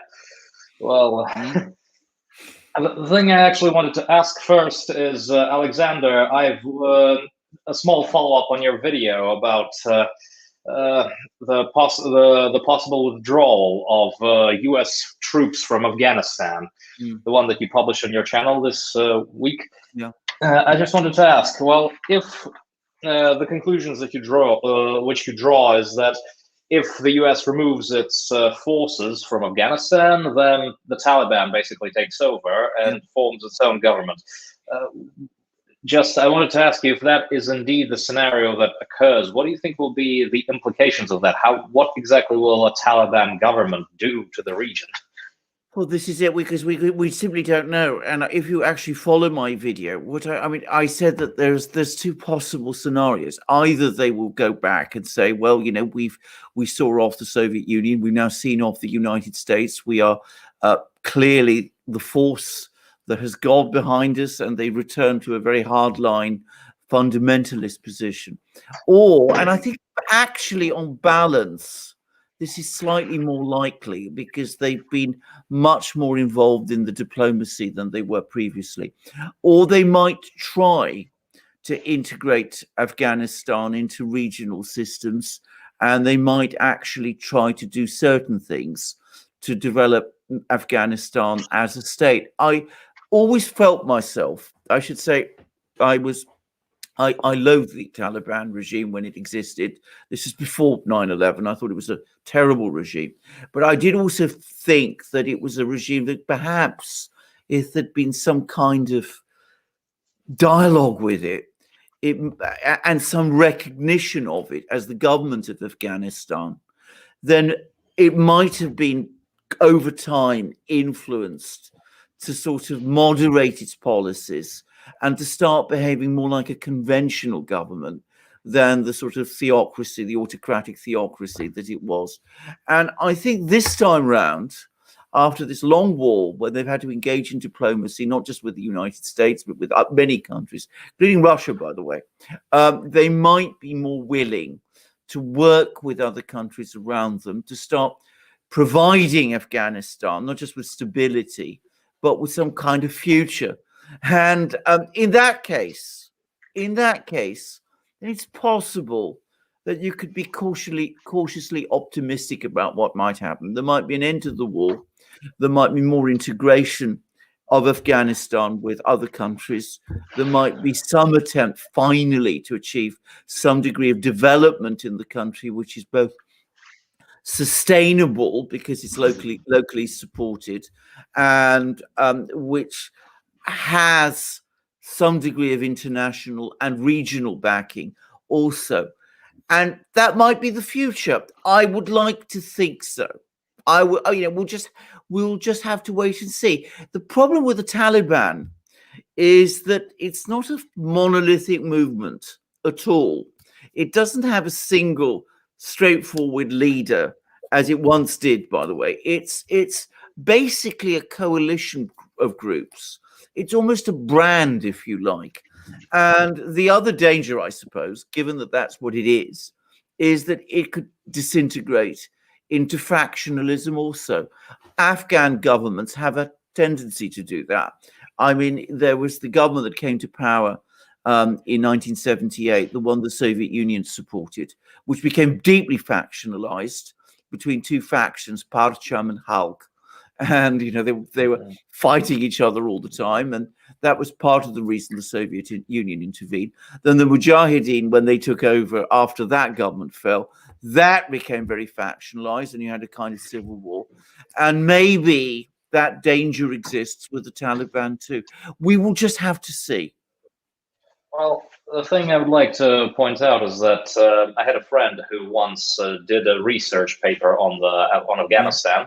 Well, basically, he noted that Afghanistan is basically very divided even without the Taliban government. There's a leader of the Kurds, a leader of, and everyone has their own faction, basically. The thing is, do you think it's actually possible to unite Afghanistan in any sort of coherent fashion?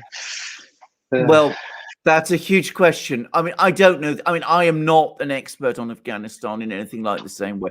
We will just see. I mean, I don't know to what extent, as I said, the Taliban itself can hold together, whether it has the diplomatic and political skills to achieve that. I mean, perhaps it's worth saying that when it was previously in power, it controlled, 90% of the country, but it didn't control all of it.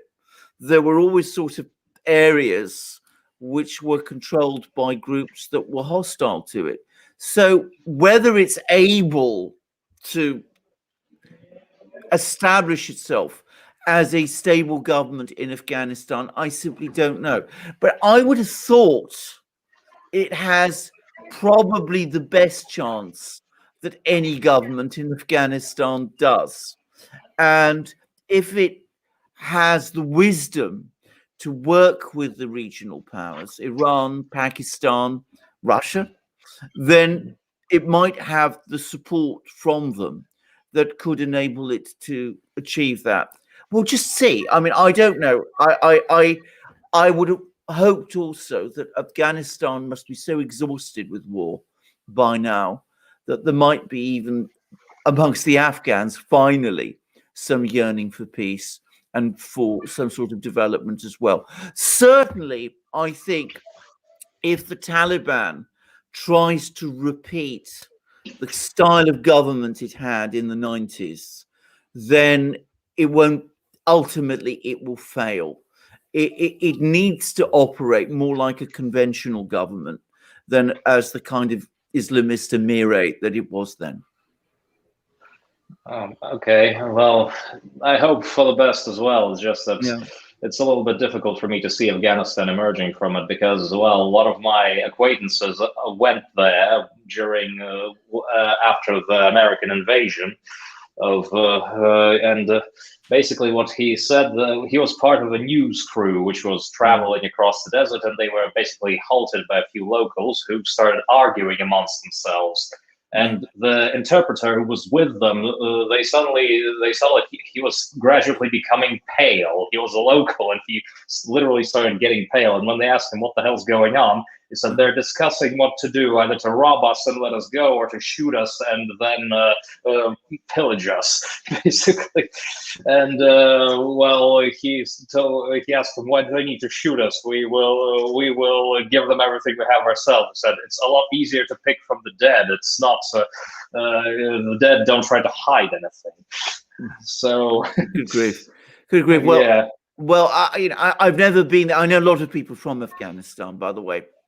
I mean, there's a large Afghan community in London, so I've come across many Afghan people myself. I mean, I understand the point, and I understand this completely.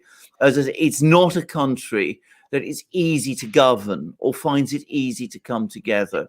And as I say, even the Taliban, as I say, is not a monolith, but one has to wish for the best because the alternative is so bleak and will cause so many problems that one would absolutely not want to see it. But having said that, wishing for the best doesn't mean it will happen.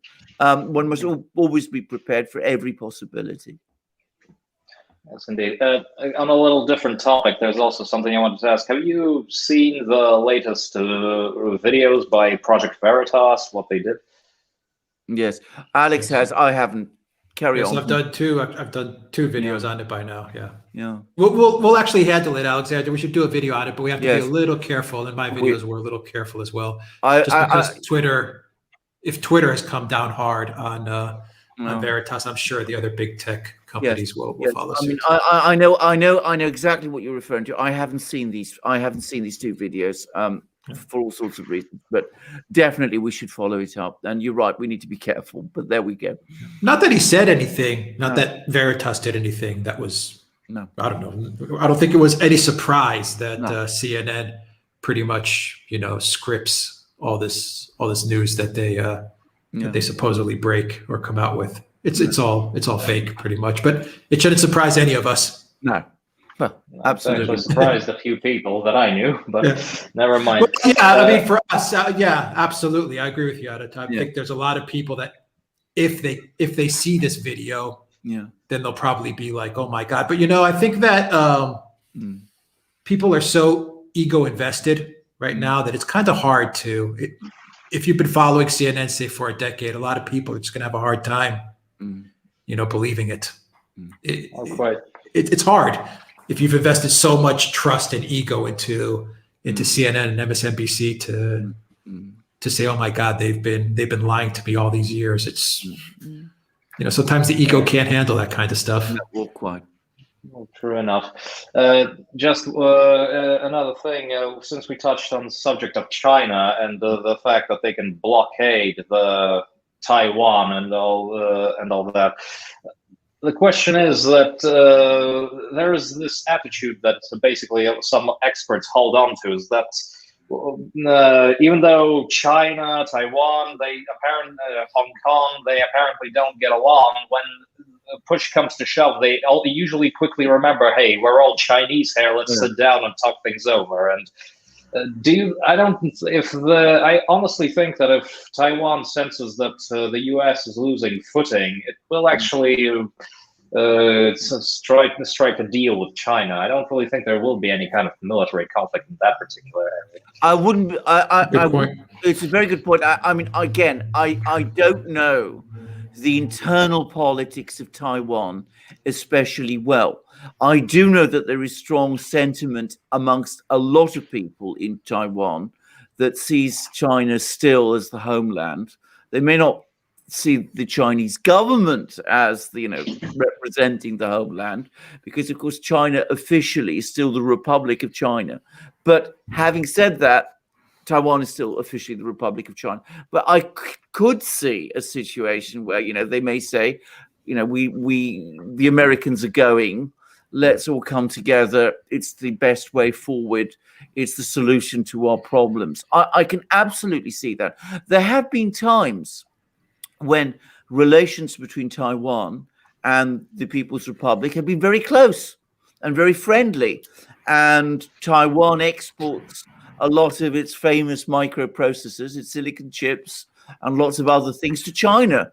And China uses them in its products, or has been doing so until recently. So, I mean, these are two societies, two countries that are actually culturally very close, economically very integrated, and quite possibly they will sort things out.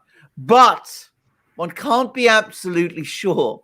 And I don't want to say that's definitely going to happen when I don't know the country well. I mean, I've never been there, for example. Well, yeah, see, I will admit that it's difficult to predict the future as always, but still, we've seen some, well, if you recall, if I may recall the incident where Hong Kong, you remember the new bill that you discussed that Hong Kong was protesting against, the Hong Kong protests that were happening, what was it now, 2 years ago now, or a year and a half ago? My memory's a little foggy on that.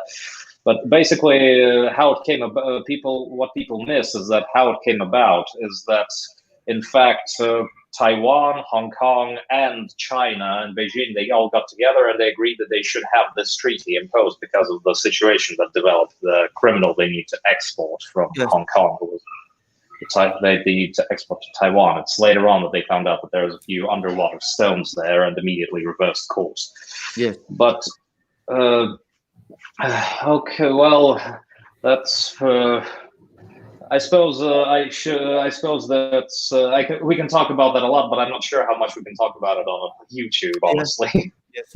I mean, one observation I would say is that, of course, China has a history also of division. I mean, there have been periods in Chinese history when China has itself fragmented, and then China sort of rebuilds. It comes together again. And one senses that we are going through a period when China is coming together again, and all the various bits and places that flaked off are being reconnected. And I suspect that's what's going to happen in the end with Taiwan. I don't know if you've ever read the book, The Three Kingdoms, the Chinese novel.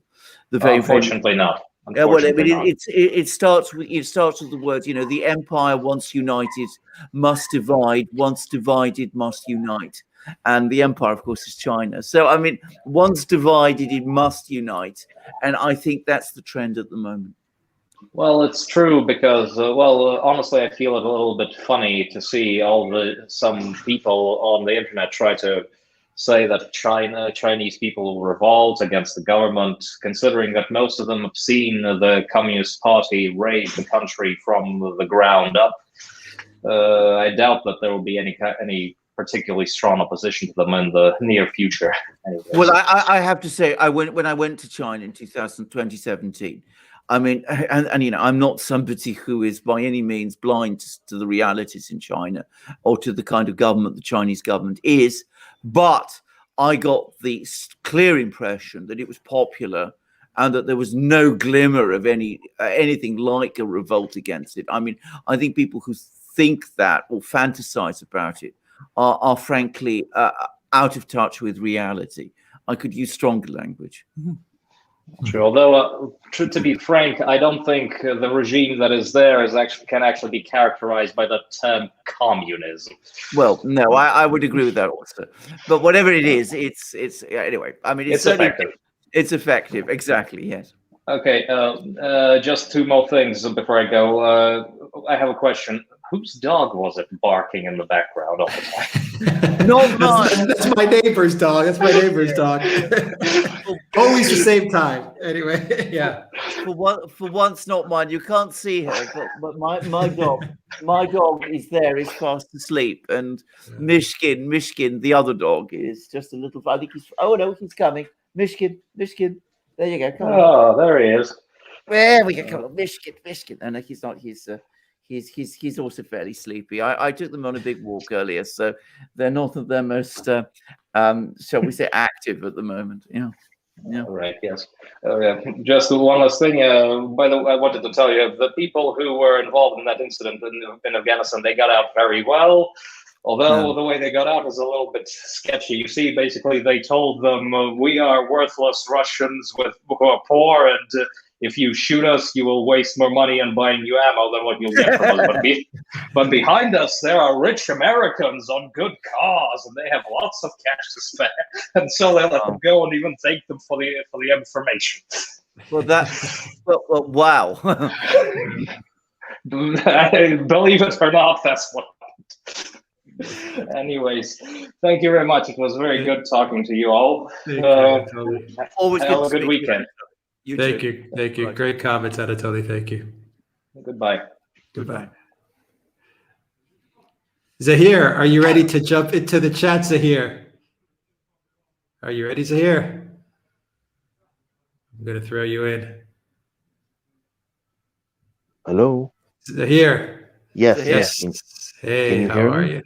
Yes, we can hear you. You're Oh, gonna round up. You're gonna round up. Sorry, and I had the college. I had a problem with my phone earlier, but no worries. No worries. How you doing, Zahir? I am not too bad here in Canada, but I'm just worried. I want to talk about Ukraine first. I mean, there are three things actually I want to talk about, but I don't want to talk about Ukraine, especially in Canada. You know, Chrystia Freeland. She's the one that banging the drums of calling for Russia to be kicked out of SWIFT thing for their actions in Ukraine. And then because we have like one of the largest Ukrainian community here in Canada. We have what you call World Ukraine Congress. They're the one that putting pressure on Justin Trudeau to do something and all that. So you know, but I don't understand like whose idea was it to like tell Zelensky, because Zelensky would not have done anything like that what he did without Washington. Someone, you see, I'll tell you what, this is one back in 2014, whenever we Russia and the West, and which include US, to agree to do something, there are provocateurs in Kiev, Brussels, and Washington. And like something happens, like in 2014, they agreed to do some peaceful thing in Ukraine. Odessa massacre happened. Number two, a few months later, whenever they agreed to sit and to agree on something, MH17 happened. And just like in Syria, when they all agreed for like peace, like ceasefire, and for something like that, someone from the DOJ ordered airstrike on Syria. Someone don't want a date like cooperation with Russia. What do you guys think about that? Yes. Who it was? I mean, certainly, I completely agree. I mean, whoever there must have been somebody, or perhaps some group of people in Washington who will have green-lighted this transfer of Ukrainian troops to eastern Ukraine. Who it was, which names they are, I mean, I simply don't know. I can guess. Victoria Nuland. Victoria Nuland quite likely is one of those people. Blinken, which God knows, Blinken probably. Possibly. And the neocons. Yes, in the Senate. Yes, well, I know exactly, but exactly how this decision was done, who made it, we simply don't know. As I said, this is where Ukraine Gate, the impeachment, was useful because it did cast a light on how some of the decisions are made. Because we saw that the central figure was an individual running, U.S. policy towards Ukraine at that time, was an individual, Lieutenant Colonel Vindman, who, I mean, none of us knew or would have had any cause to know. He's a middle-ranking functionary working on the National Security Council. And yet he was coordinating policy, apparently making all the major decisions. And when the president decided to overrule him, he became incredibly angry. He started plotting with various other people in the bureaucracy. And the result was the impeachment of the president. And if you remember, he went before the House the House Committee, the House Judiciary Committee, and started talking about, the president daring to go against the wishes of the interagency, as he referred to it, whatever the interagency is, some branch of the government that none of us have ever heard of. But that's the nature of the United States bureaucracy at this time. It is a sprawling institution, or not even an institution, a coalition, if you like, of institutions. And it's clear that people within it make their own decisions and wield enormous influence behind the scenes. And we aren't always able to put a name on them. The only reason we know about Vindman is because he came up against a very strong president, or at least a very strong personality, who was Donald Trump. But with Joe Biden, who is a weak personality, God forbid. Oh my God. Exactly. The Vindmans, if they still exist, whoever is fulfilling their role now in the National Security Council and elsewhere. Well, I mean, they have far more scope to do whatever mischief it is that they are doing. So I can't put a name. I can't say it was this person, because I can guess maybe Nuland played a role, maybe Blinken played a role, maybe other people played roles. But it could very well be that the key decision maker was someone I've never heard of. I know nothing about. I mean, Vindman was pushing for the delivery of Javelin anti-tank missiles to Ukraine, and I knew nothing about him until he suddenly appeared on the scene, because he's not a political figure. He's a pretty dangerous guy. Pretty dangerous guy, though. Yeah, and not just that. It's not just Windman. It's not just US. There are other nations in Europe that want this conflict. Poland and the 3 Baltic states. They don't like Russia. No, of course they don't like Russia. Absolutely. You're quite right about the fact the Baltic states don't like Russia. Baltic states are very now, the Baltic states are perhaps more pro-Ukrainian even than Poland is, because, as we discussed earlier in the program, Poland has ambivalent feelings towards Ukraine, and many Polish nationalists have ambivalent feelings towards Ukraine, and Ukrainian nationalists have ambivalent feelings towards Poland. The Baltic states are very keen on supporting Ukraine, and they're also very hostile to Russia. And of course, there are such states. Absolutely, there are, definitely. And one more, and of course, I'm like MH17. What's the update on that? We haven't heard anything in 7 years. No, we do. I mean, we have an unending trial that's going on in the Netherlands. Because those people died for nothing on that event. They died for nothing. In my opinion, MH17 is a little bit like the Russiagate story. It's something that nobody really wants to talk about. Even the Russians, interestingly. There is a sort of conspiracy of silence on the part of everybody to say as little about it as possible. I'm only going to say this because, again, this is a topic which I know is sensitive for YouTube. I don't give much credence to the official story here. I don't. I don't know what the truth is, but I suspect that all the great powers do, and that there is something about this particular affair which is deeply embarrassing in some respects to all of them, which is why they don't like to talk about it. Because And when I say all of them, I mean both the United States and Russia also. But the thing is, Russia has like no reason to shoot it down. Why would they want to do that? Because if they want to down something, they can do it from far. Why would they want to come to Ukraine and like Donetsk and shoot it down? Doesn't make any sense. Well. As I said, I don't believe the official story. I mean, it doesn't make any kind of sense to me. But the one thing I'm not going to do, because again, I think I don't have the information for one thing. Course. So, I mean, that would be very wild speculation. I'm not going to speculate about alternatives. Oh, I agree. I come back to the one thing I would say about MH17. Well, two things. One, I don't believe the official story. It doesn't make sense. But two, I think everybody involved is deeply embarrassed about something. Everybody. And I think they all know exactly what happened. And for whatever reason, they've all agreed not to. There's a cover-up going on, I believe. Yeah, absolutely. Yes. But because let's not forget, John Kerry in 2014 was saying, "Oh, we have a radar that can prove that Russia did it," and this, and we still don't know. Oh, he went beyond that. He said he had satellite imagery. And I mean, we still didn't get it. Absolutely, we've never seen it exactly. But that's that's what he went on television, and that's what he said. And I mean, it's now been sort of admitted that satellite imagery that he claimed there was doesn't exist, or at least it's never been shown to anyone. But there we go. Look, the EU, Alexander's spot on. I think you're right. The EU, Russia, United States, they came to some sort of understanding and agreement. Yeah. And I think that's it. Yes. Yeah. I think as for Ukraine, I don't like for them to join EU doesn't make any sense.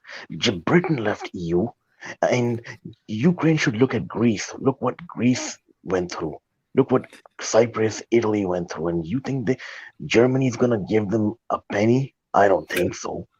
Well, look what all the money that European Union spent on Ukraine in 2014.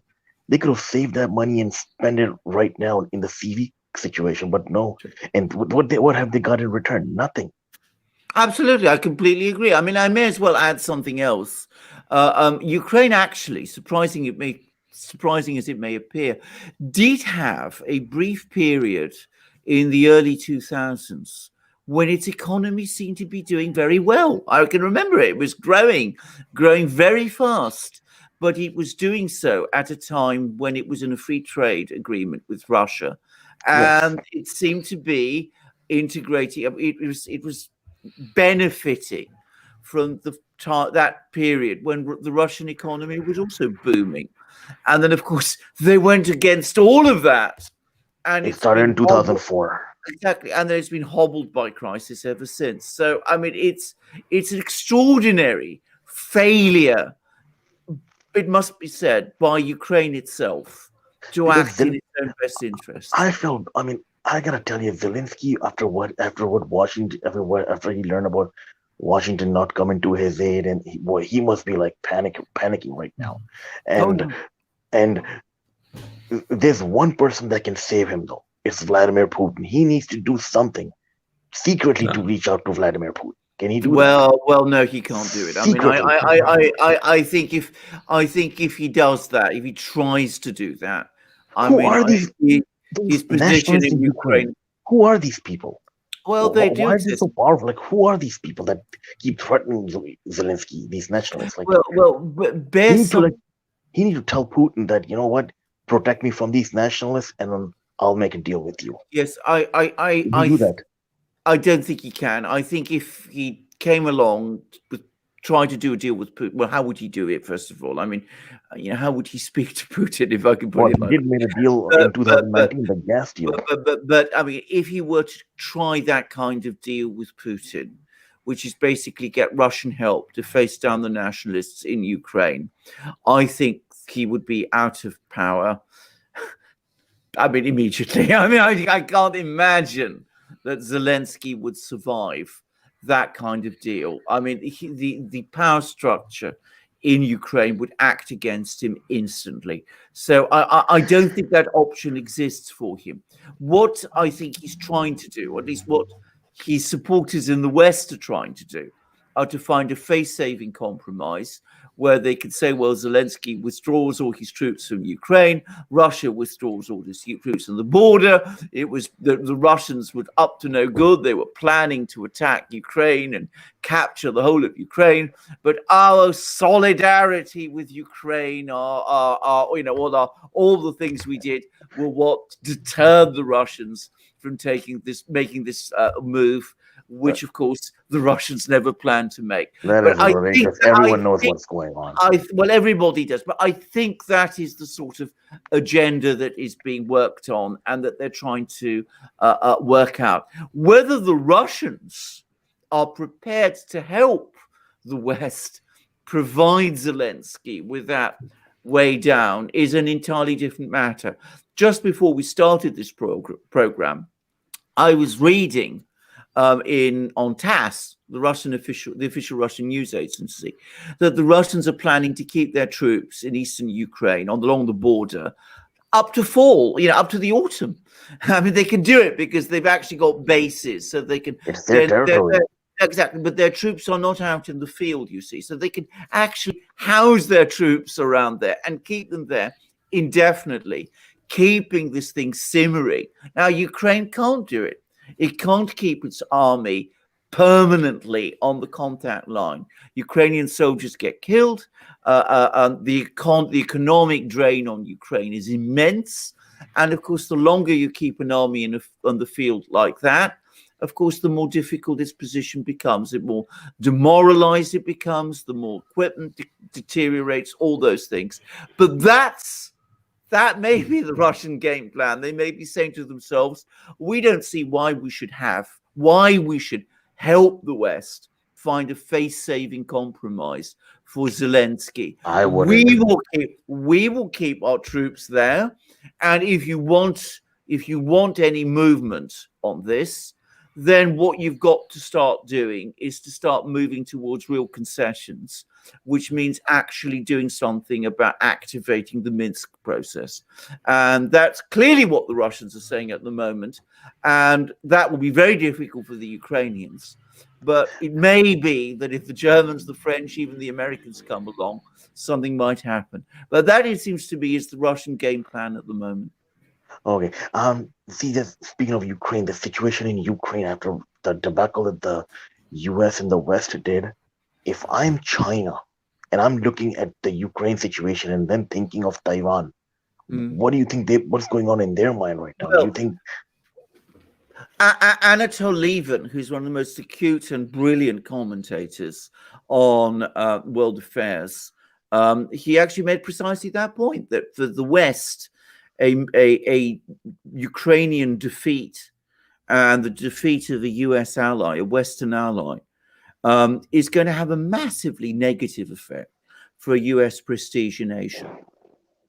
And many Asian powers, Taiwan may say, for example, well, we can't, in that case, rely on the US to the same extent. Maybe we should do those things which, others in the program have said. Maybe the right thing for us to do is to actually start thinking about coming to terms with China and with the Chinese government. So that's another factor to think about. This. Okay, now I want to talk about Nord Stream 2, right? You said it's 95% complete. Well, I didn't say it, the Russians did. As a Russian official said it quite recently. No. Yeah, but let's hope it gets done, because, listen, if I'm Vladimir Putin and Austrian Chancellor and all the countries that are involved in this, if I'm them, and I would tell Germany or whoever, like, if the Green Party, let's say, if they come to power, because the Green Party will abandon this deal, I would tell them that if you abandon this, we will sue you. Right, well, they will say that. But I mean, I have to say, even if the Greens emerge as the biggest party in the German elections in September, which is by no means certain, by the way, they will have to enter into a coalition with someone, and all the other German parties support Nord Stream 2. So even if the Greens emerge as the biggest party, it is far from a foregone conclusion that Nord Stream 2 would be abandoned in spite of what the Greens say. The Greens like to strike poses on these sort of topics, and they are, by the way, by far the most anti-Russian party in Germany. What kind of Green Party is this? Green Party Well, should be the left wing. Should be for the peace. What kind of Green Party is that? Well, it used to be. I mean, when it was founded in the 70s and it was led by people like Petra Kelly, then of course it was completely different. But it's become a very conventional, very conservative establishment German party, very heavily neocon influenced, by the way, very anti-Russian, and that's the reality of it. So it's not a Green Party like it was. I mean, it's long lost its radicalism, except on ecological questions. If you want to say what its politics are, it's DNC, it's Democrat DNC. Oh God, forbid. That's what it really is. Because if they're gonna have to team up with Merkel's successor, Armin Laschet, if they win, I would say. So, well, and the business community in Germany will put pressure on Green, I guess. Absolutely would, absolutely. But of course, as I said, it's the Greens are, I mean, and they have all the things that the Democrats, the DNC type Democrats have. I mean, all the identity politic things, all of that. It's all that bundle of policies and politics. It's exactly they are the German party that more than any other stands for that. But it is most unlikely, in fact, inconceivable, that they would be able to form a coalition by themselves. So if they formed a left-wing coalition with the SPD and the FDP, well, the SPD, the Social Democratic Party of Germany, is the party in Germany which is most supportive of good relations with Russia, most supportive of Nord Stream 2. For example, if they go into coalition with the CDU is the pro-business party. It will not want to see the end of Nord Stream 2. Oh. I think the real threat to Nord Stream 2 comes from the United States. It doesn't come from the Greens. Well, let's hope they do it. And because I don't see good future for Germany after what Merkel did, I don't see good future for Germany. Well, also, Germany. Go ahead. There's the Nord Stream, let's just hope it's built. What about Turk Stream? Is it running or what? Oh, absolutely, it is. It's running. There's all sorts of spurs that have to be built still, to link up Europe with it. But the pipeline itself is operating. Oh, okay. I mean, it's far below capacity. Its capacity could be increased much more than it has been at the moment, but it is operating. Okay. And this what was I want to talk about? We got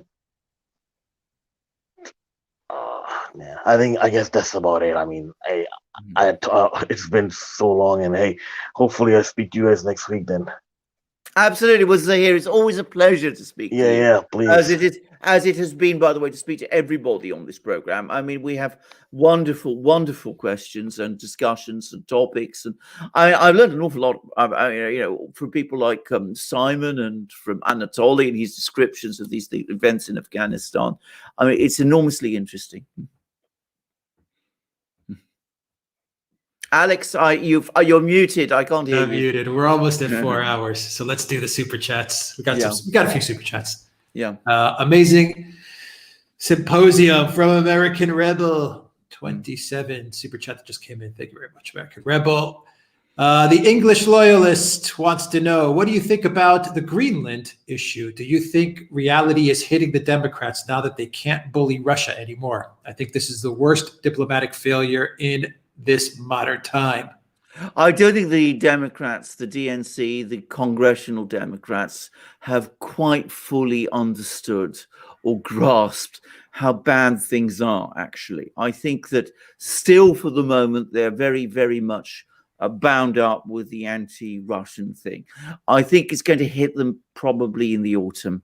I think that's when we're going to start seeing problems with the economy starting to grow. And I think we could very easily find ourselves in a major diplomatic, political crisis in foreign policy then also. But certainly, this has been an astonishingly scary start to this administration. That's what I think. Absolutely. From Thornbird 67 at 299 super sticker. Thank you very much. Raphael, super sticker. Thank you very much for that. From Mark Hewitt, how important is James McConville in the next few years, and what is your assessment of him? Sorry, James McConville is the U.S. Army. I think he's heading the chief of staff. Oh, right. Okay. Yeah, oh, right. I okay. think, if I'm not mistaken, but I don't know much about him. No, I mean, I don't. I mean, I'm not able to say. Can I just say? I take it he's a uniformed military officer. I think so. Oh, yeah, I mean, the uniformed military in the United States, if we're talking about foreign policy, has in many ways acted as a force for restraint, in the sense that they don't want to get into a situation of a shooting war, certainly not with the Russians.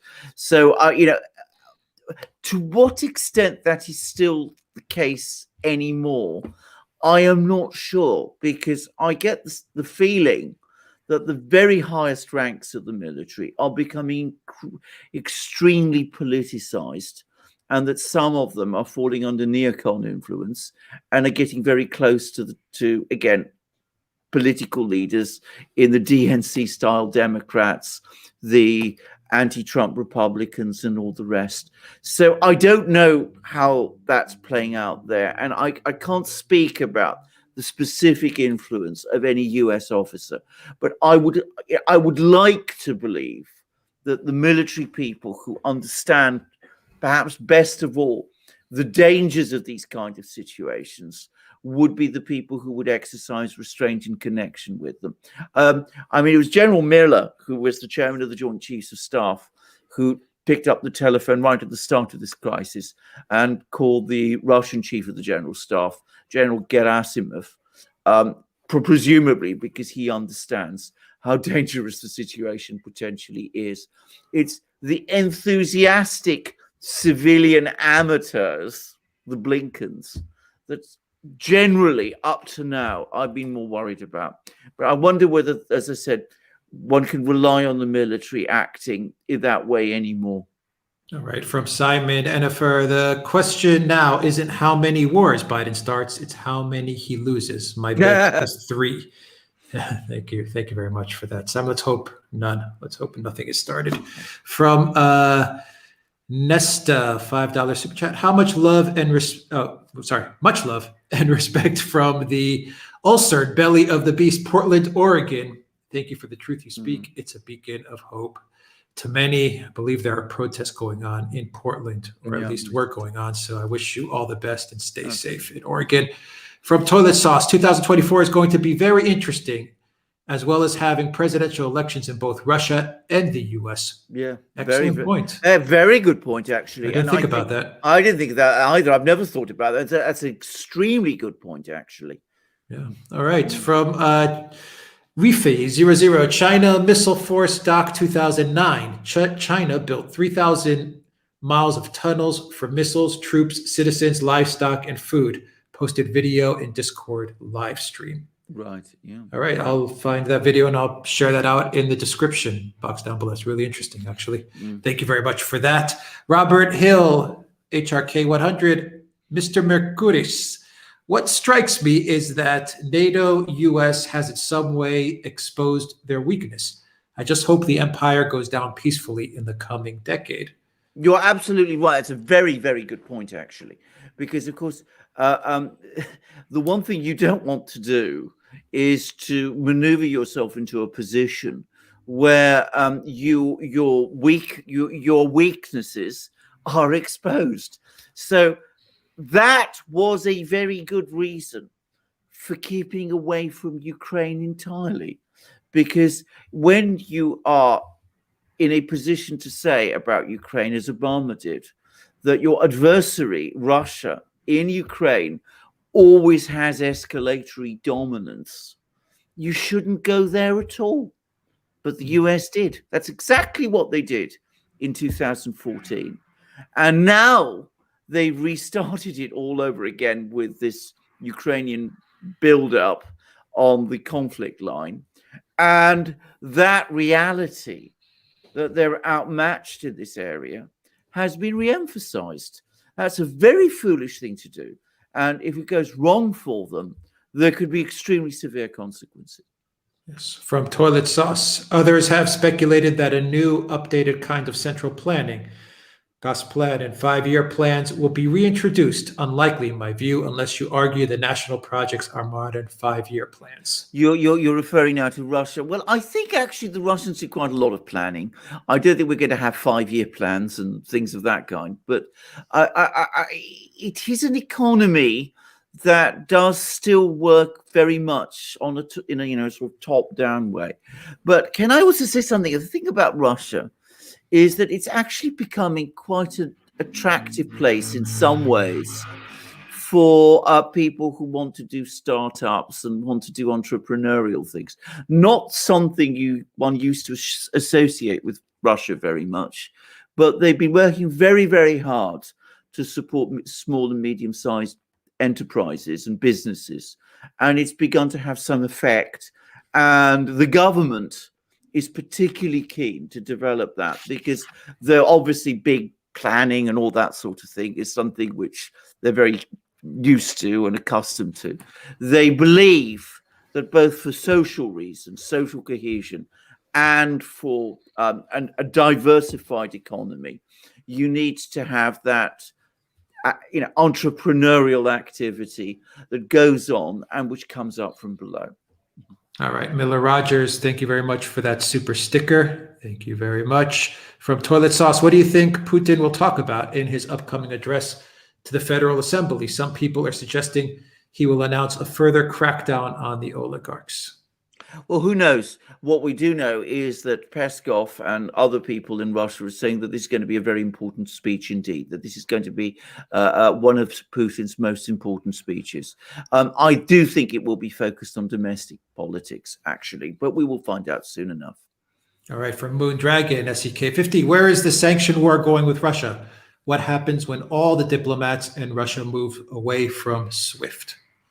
Well, indeed. I mean, there is a possibility that Russia itself might decide that it's had enough with SWIFT once its digital ruble is working. Who knows? But the drift ever since the Magnitsky Act was imposed in 2013 is for the United States to sanction Russia more and more. Without achieving any of the objectives it set itself out to do. On the contrary, as Alex said, it works against its objectives. But that's what it does. A Russian official recently spoke about them, the Americans moving in a circle. They're going round and round, doing the same thing all over again. And that's perhaps, well, they will continue to do. It's a good description. From Keeping Fish, Afghanistan is the graveyard of empires. I think the Chinese know better than to try and control it. Absolutely. Chinese know Afghanistan extremely well. I'm sure they would not want to go there. All right. From and we'll finish it out with Flying Boar has 3 super chats. Thank you very much, Flying Boar. The pushback from Russia is a backlash from the 90s. U.S. embarrassed Russia. We were warned about it, and they can't handle Putin. Well, that's right. I mean, Russia, I think there is an element of backlash, but there's also an element of resurgence also. I mean, they were very shocked by the way in which the Soviet Union collapsed, Russia collapsed, everything. So they've been working very hard to put it together again, but they will not be pushed around as they were in the 1990s again. I mean, that did them no good at all, and they're not going to accept it. Yeah. From Flying Boar, is Russia prepared to get kicked out of SWIFT banking system? What is the alternative? Absolutely. They can. They've got their own payment systems up and running. They've got their own card, the Mir card, and they have their own electronic system as well. The deputy head of the Russian central bank said that all these alternatives are operating superbly. Those were her words, and that they're absolutely ready for it. And they almost say, bring it on. Yeah. And finally, from Flying Boar, Update on Navalny. He is suing for not giving him a holy book Quran. I thought he was anti-Muslim. Yeah, that is. He's very, very anti-Muslim, but he is extremely anti-Muslim, or has it's just a been. PR. It's just a PR. I mean, he's doing all kinds of things to keep himself in the news. He claims that he's lost his legs, that he's in danger of TB, that he's got to be cured by it. These are all things to keep him in the limelight. People will get bored with it before very long. All right, guys, great live stream. Spartan Warrior Queen, thank you very much. Thank you, everybody, for sticking with us 4 hours plus 4 hours, 3 minutes. It was a great live stream. Thank you to all the calls. Thank you to all the super chats, everyone on the Discord server, everyone in the live stream, all your comments, all your questions, all your support. We really appreciate it. Everyone that's donated to us on PayPal via our donate box, our donor box as well. Thank you to everyone that's purchased on the Duran shop. 10% off when you use the code REALNEWS, and 10% off of hoodies as well. You'll find those codes in the description box down below. You'll find that at the Duran shop site. Look for Alexander's channel, which is racking up huge numbers, and Alexander's putting up big videos. Yeah, big very videos. big. You're keeping me there. You're not keeping me. You're keeping the internet lines in Cyprus very busy, which are very, very poor internet service. I know. So people in Cyprus, you guys got to fix your internet, man. Absolutely. I hope once this crisis is over, Alex, the size of these videos will start to diminish. They're not easy. I don't think the crisis is going to be over anytime No, soon. I know. But there's always so much to cover. Anyway, yeah, there's a lot to cover, and we're working hard, guys, to cover it for you. We're working as hard as we possibly can. Yeah. Check out my channel as well, guys. It's been demonetized, and okay. That's the end. We got one more super chat here. We'll call it a night. If you, from Dita Pogue, if you check the legal documents submitted in relation to the trials of certain products, there are limits to what government can push onto the public. I think this is in reference to everything that we're going through. Absolutely true. Yes. Yeah, absolutely. We'll end it at that note. Thank you very much for that super chat. And everyone, take care. Have a great evening. Right. Or morning or afternoon. Right.